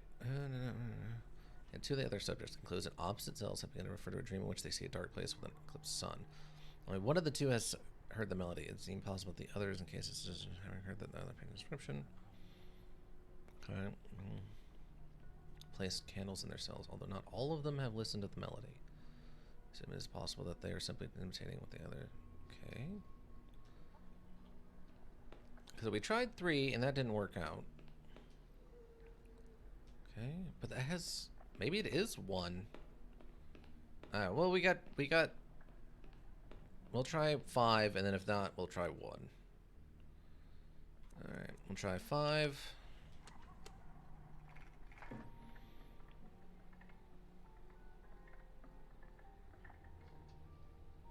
No. Okay, so it's got to be 1 then. Weird. So one of the clues, I guess it was just to make me second guess the non-responsive one.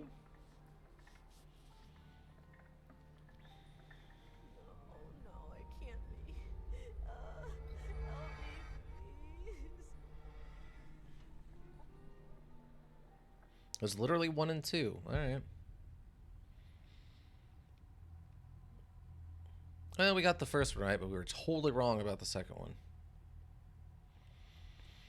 All right. So let's go see what this third one looks like. Because I think that was the last one, right? There's not a... Yeah, okay. We'll have seen all 4 at this point then. Isaac Farber is the guy running the curio shop. Who, in theory, Daniel shouldn't really know much about.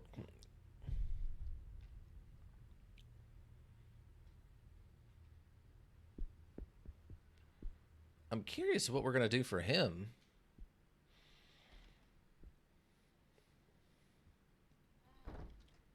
Okay, we're in our curio shop kind of setting. I have to escape this nightmare. I have to get us all out of this madness, whatever the cost. Okay. Are we playing Price is Right?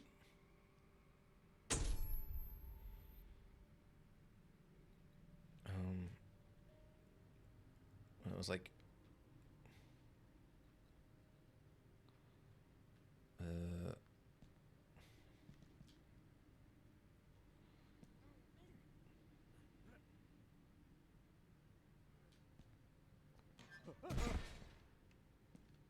Okay. Well, that was the obvious one that was taking up most of the... I think it was more in the middle. So from there... It looked like it was probably this one?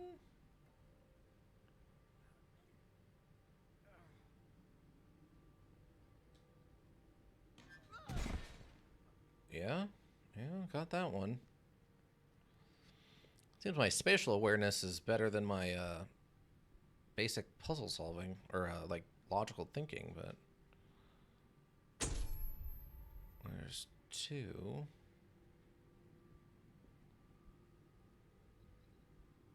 Okay.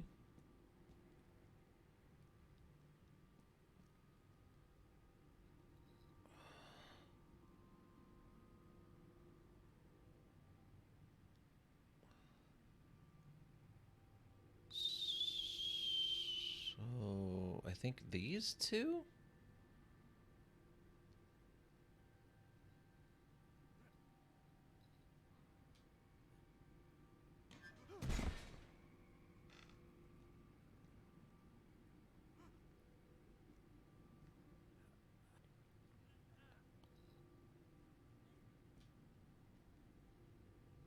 Nope, apparently that was not the correct answer.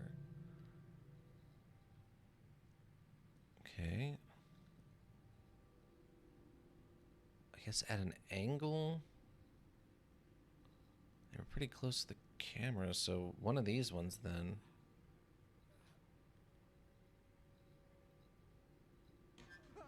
Okay, it was that one. All right.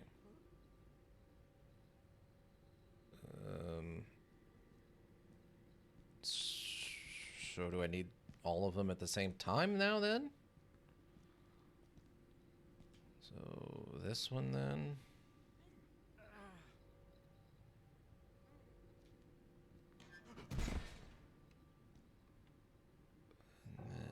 Oh, that was it. All right.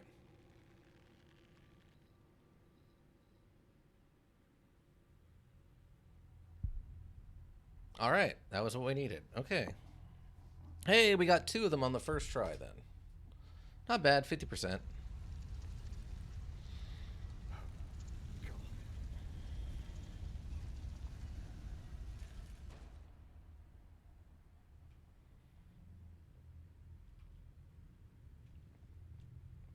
Do we grab the music box, by the way? I don't think we grabbed the music box. Did we? I can't go back. I hope he has the music box. This place.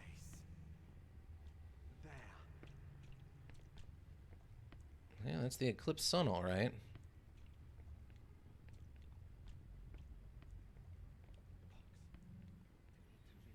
Oops, he forgot. Get out of here. Oh, he says he needs to leave it and then leave. All right.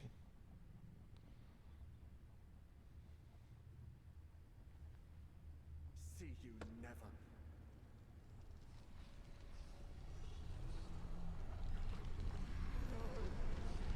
Run? Wow.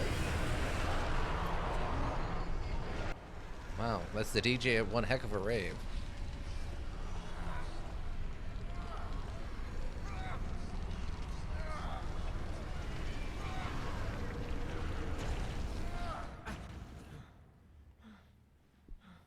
Biggest one yet. Last. I did it. I fucking did it. Did you? Well, it's not over yet, so I'm guessing you may not have. Achievement unlocked, there and back again. So we just go talk to Ariadne? Or what? Wait, what's this one? Oh, no, it's not. Okay, it's just okay.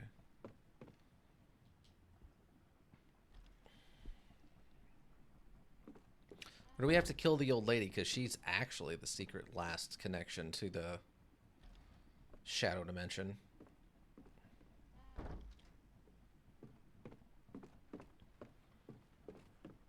So, I wonder if we'll ever get an origin story for who was the first one to hear the song. Or why cavemen were being haunted by the shadow when they didn't have anything to do with the song.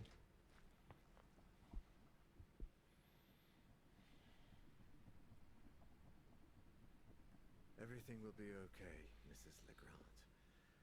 And that song will never play in this world again.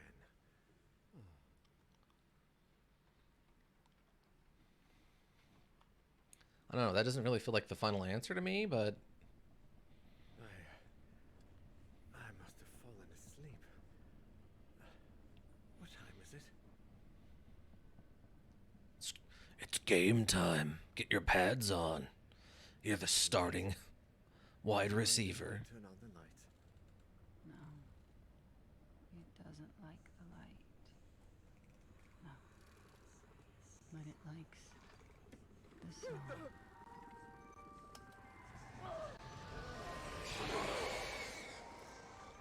Evelyn, my firstborn and my pride. So she hid the box from him? So she was secretly working for it all along.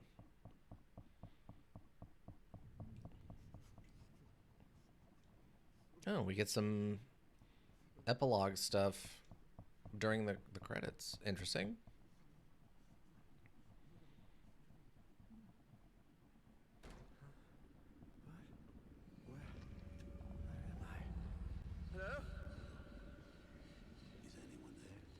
Oh, there's the escape or whatever.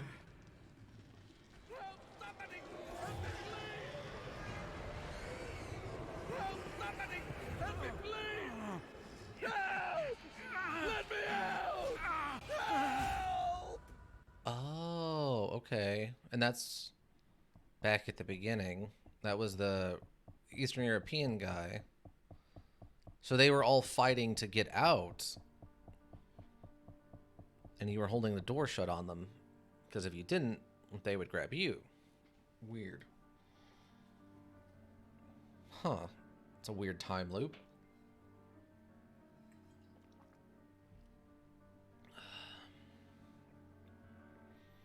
They just wanted to rave. I think they wanted to leave the rave and they couldn't figure out how. Alright, well there we go. We got it finished up. I don't know if we got a good ending or a bad ending or if the ending or what, but...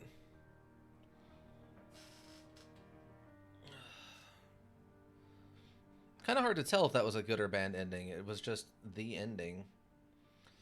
It was interesting that the exit or whatever, that painting by someone else, represented what the, I guess, attempted escape looked like. Families and friends who endured and helped us endure unspeakable horrors.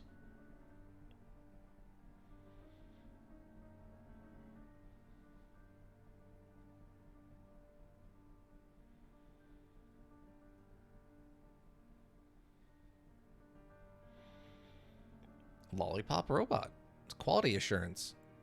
I am assuming that's their, like, legal. Lexi in Spain. Okay, again, further experience, and this is probably living experiment. Emilio Garcia de la Filipina, Angeles Garcia Madrid. Yeah, I'm pretty sure this was like made in Spain or something.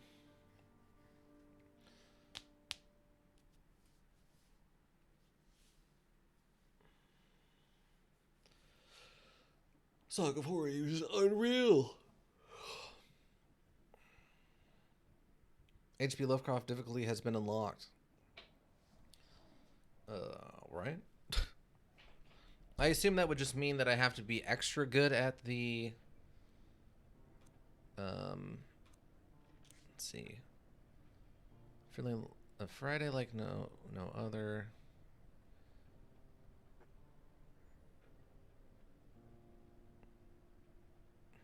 Okay, episode 3.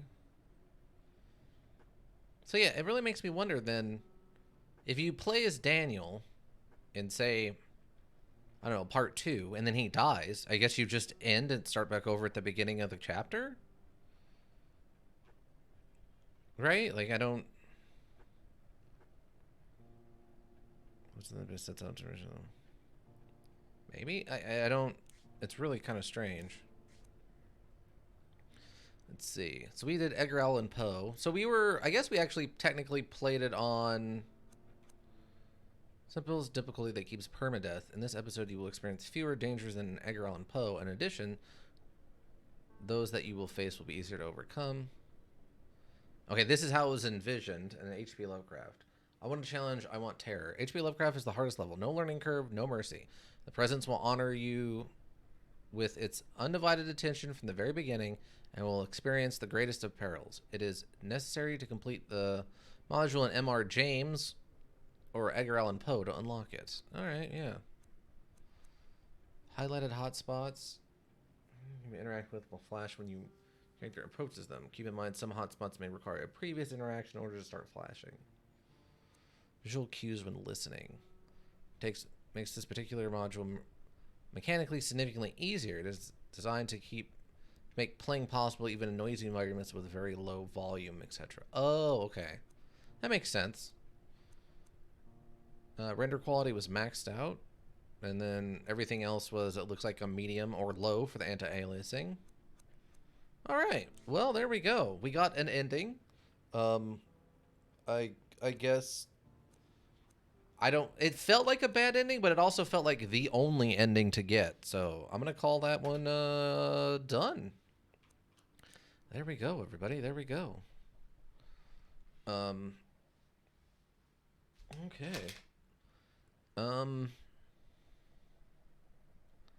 So there is some weird... What? I'm going to reference to ancient times. Adios. I have been a lurker? Oh, well, welcome back. I'm sorry I'm not an elk. Or welcome back to chatting. I'm happy you were here. I appreciate you showing up. I hope you enjoyed the end of this module. Yes. I hope whatever you were doing was not terrible. I assumed you were probably at work, but for all I know, you maybe were playing some Smite or something. One of the weird things I don't quite get here, though, at the end is... Obviously, we could skip some of the, like, side items, but... Shielded by Madness. Discover the truth about Ariadne is 8.0% of players have that achievement. But, Nene, Among Us lobby hosting. Oh, okay. Well, that's nice of you. But you have witnessed the end of Daniel's story. But for some reason, apparently, discovering what to do with the music box has 12.0% of players. So apparently figuring out what was going on with Ariadne was optional, which doesn't make a lot of sense to me, because I thought we had to do that to figure out what to do with the music box, but apparently that was an optional side thing to do. Weird. That wasn't a satisfying ending? What, you didn't like Daniel being eaten by the shadow even though he did everything right? Yeah, that's kind of a horror movie trope, that you can't escape the darkness. It just whatever kind of thing. I don't know.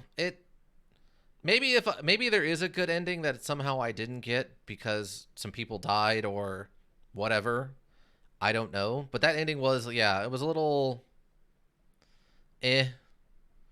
Like, I don't know. It makes it feel like the whole playing through the whole module now was pointless, right?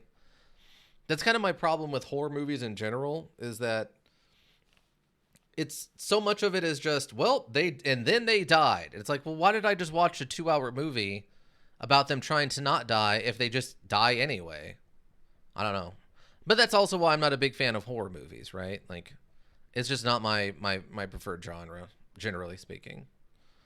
Let's see. You've left the music box where it belongs, there and back again. Yeah. 11.8 and 11.9% of players have gotten to the end, apparently. So somehow you have completed Beatrice's third dream, right? Huh. So yeah, I guess just finding out about Aranade was optional, which is strange to me. Let's see. What did we got for achievements? Did I actually... Wow, there's 17 hidden achievements that I did not get. Wow. Dang. I assume a lot of those are probably getting through each chapter without anyone dying, then probably beating the whole module without anybody dying on the hardest difficulty. I assume that would probably be most of them.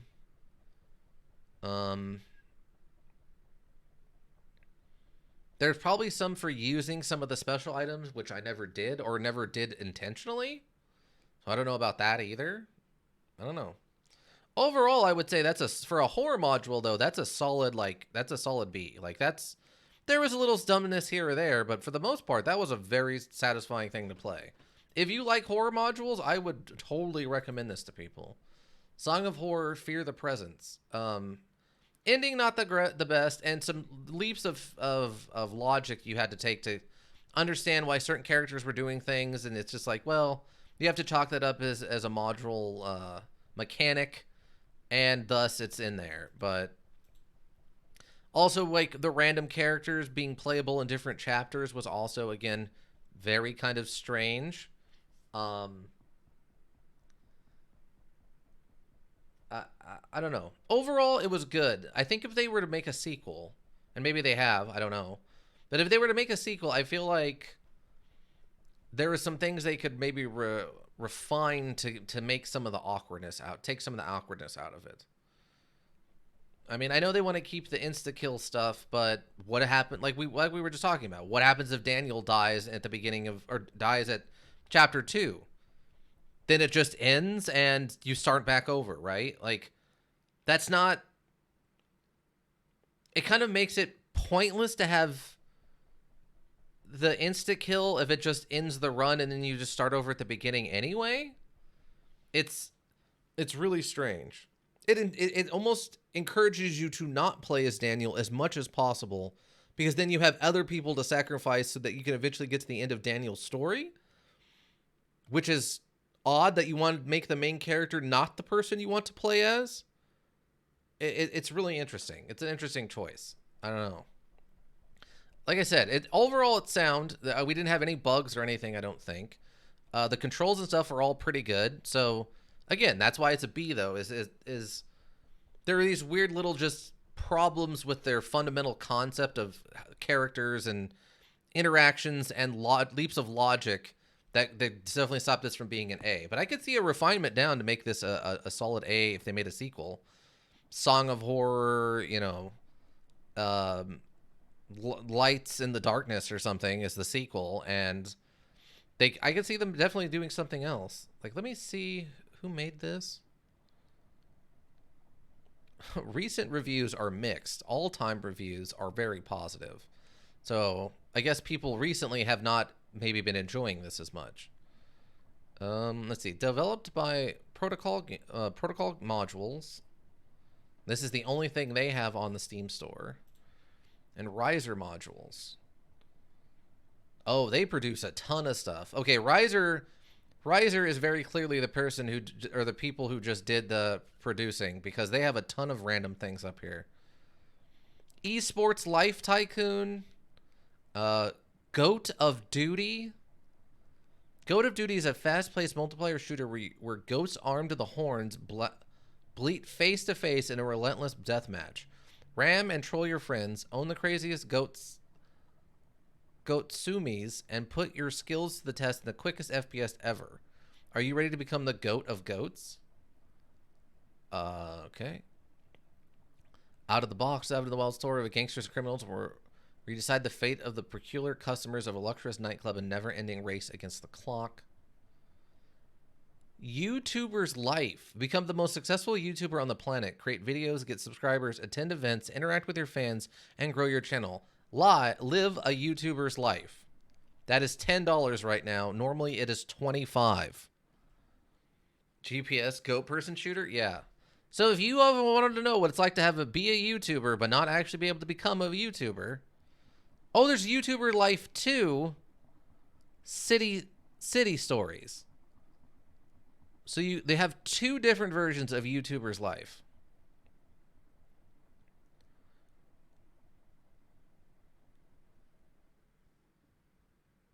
Yeah, so interesting. Well, so Riser Modules is definitely a producer, whereas the other company was the one who made this and have not made anything else. At least not on Steam. They might have other things otherwhere, but here on Steam, that's all they've got. All right, well, that's another one in the books. Another good one. Flawed, but good one, for sure. So scheduling... let me take a look at the Discord and see what we're going to be playing next week. I know, you threw a big list of things into the recommendations that were horror specific, right? Let's see. What do we got? Wait. Lost in Vivo. A horror module about claustrophobia. During a storm, your service dog is forced down a broken sewer drain. You find the nearest sewer entrance and run in after it. Along the way, you will meet others that are also stricken by a normal or psychological fear. You may be able to help them, just as you may be able to free yourself. But just as they... Okay, that's not... I think I've actually seen someone play a little bit of that. Distraint Deluxe Edition. Distraint is a 2D psychological horror adventure module for PC. You step into the shoes of an ambitious young man named Prince. In order to secure a partnership in a famous company, Prince seizes the property of an elderly woman. In that event, he finds out the price of his humanity. The story of the tale that regrets. Okay, interesting. Yeah, I guess we'll just go into Lost of Vivo next week. So next week, 10:30 we'll have Fallout New Vegas, of course. And then after that, starting at 2:30, we will be doing Lost in Vivo, where it sounds like we are going to be doing a lot of running around in tight spaces, having to deal with our character having claustrophobia, also needing a service animal for some reason. Tomorrow, we will, for Puzzle Sunday, we will be jumping back into the Talos Principle with Road to Diana DLC. Since we finished up the Forgotten City, Cry of Doggo, that's what Zanebad calls it. Yeah, Cry of Doggo. But yeah, that we'll be going back into that after we finished up the Forgotten City last week, Forgotten City was also very good. Again, probably like a B-. It had some bugs and stuff in it. I think overall though, I don't know if I mean, obviously Song of Horror and the Forgotten City are very different genres and stuff. I think, my first instinct is that I liked Forgotten City a little bit more. But I think it's because it falls into a genre I enjoy more, with like the first person puzzle solving and kind of a little bit of shooting and stuff, a little bit more action involved. And it has multiple endings, and we got the good ending, I guess, or like the best ending. So I think for me, I liked it a little bit more, but only because it is more in my style of something I enjoy. I think from an actual grade point perspective, I think Song of Horror probably got a little bit higher grade. It was a little bit more of a polished product, I think, at the end of the day. But that's not saying much. I mean, that's all independent, right? Like, every person's going to experience slightly different stuff in that regard. But yeah, so tomorrow we will be picking up the Talos Principle, Road to Guyana. DLC. And then Tuesday, what are we doing on Tuesdays right now? It is Restless Soul. We started it last week after finishing up Ace Combat 7 DLC missions. We got a little ways in. I think maybe half, maybe a little less than half. It's been good. The actual play is solid but simple. We haven't really come into too many bugs yet, and the writing's pretty funny. All in all, right now, it's probably running a solid B. I would put it on par right now. Obviously, again, very different than Song of Horror, but in that same genre. Like, this is a solid B thing. But that will be 3:30 here on Twitch on Tuesday. And then Thursday, we continue our run of Age of Decadence, the Sister Chopia, because she will chop you in the neck and praise no one but herself. High body count run, where I think we've done most. I'm trying to think where we're at. We're in Mataron, and yeah, super angry horse with a sword. Basically, we're just running around chopping everybody up. We are over the triple digits now. I think we're like 110 dead bodies that we've put in the dirt. That's going to continue. I think we have. Did we finish? No, we have not finished the arena. We still have the arena to do. So there's still some stuff to do in Mataron before we move on to what is kind of a little bit faster town in regards to Ganazar at the third town. Mataron really is the bulk of, I would say, the module. But yeah, I think that takes care of the scheduling. If you want to get caught up on all this, of course, we have the YouTube repository, Raven Hillbrook. We don't need to bonk the horse. Do not swear. I swear to, I swear I'm not an elk. Did you watch the video of the horse in the car going to McDonald's or whatever? There's a very nice horse going to get ice cream with its human people. There's no reason for the bonks. No bonking. The horse is fine. Let the horse rage over there. It's representative. I saw the horse and elk standoff. They were playing with a ball or something. But yeah, if you go over to the Discord, Ika also posted a video of a small horse going to get ice cream with its people, with its human folk. And the horse seems to be having a great time going to get ice cream with its human people. So no reason to bonk the horses unjustly. No unjustly bonking of horses. Definitely getting ready, throw hooves. No, it's fine. It's all good. It's all good. That made me laugh a lot. But yeah, if you want to get caught up on any of this, we have the YouTube repository, Raven Hillbrook Inc. Links for that. Oh, I forgot. Links are still not working in chat, are they? Well, links for that are on the info page. I have to go play with the stupid Cloudbot again. We also have the Discord, like we were talking about. Links for that are in the info page. General discussion, recommendations. If you want to see me play something specific. We have the water cooler section for memes, lunch break stuff for food, office pets for animal stuff, art board. If you create art, we want to see it. Post links or the art over there. And of course, the after hours section for the spicier stuff. We also have a Twitter at Hillbrook Inc. Again, Hillbrook is one word, INC. Schedule reminders, updates if there are changes, and notes from management to the board. If you need a well thought out solution, you need a thinking solution, Raven Hillbrook Inc. Thinking Solutions. I want to thank everyone who stopped by today. Buckethead 2000 for the follow. Almost Famous for the follow. And I think we had one other. Yes. Or no, that's Almost Famous. Oh, yeah. Here we go. Daddy Dagathar. Daddy Gothar. Daddy Degothor. Daddy Degothor. Thank you for stopping by. We appreciate all those new peoples. Any of the lurkers, thank you. Of course, I swear I'm not an elk. And Ika, who stopped here at the end. Someone streaming Age of Decadence right now. Quite a rare occasion, yeah. I guess we could raid them. Should we raid them? Is it someone you know, or is it just a rando?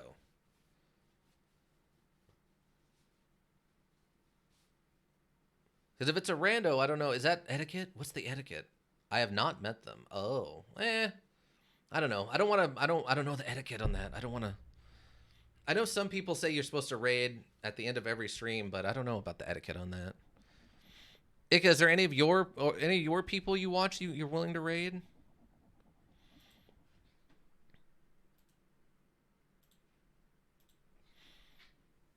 And I don't think I swear I'm not an elk is doing Among Us stuff. I think most people listen to the stream for like 30 seconds and see if they like them. Oh, okay. Well, I mean, I try to stay active. I try to keep an active stream. But yeah, so yeah, again, thanks to everyone who stopped by. I think that's got it for me. I hope to see you all back tomorrow for Puzzle Sunday. Ika, of course, have a good one. I swear not have a good one. Any of the lurkers, thank you all so much. Yeah, I just got my little bit of social media stuff to do, and that'll be it for me. Also, no. Okay, well, that's fine. That's all right. That's okay. But yeah, everyone have a good rest of your evening. Yeah. Bye.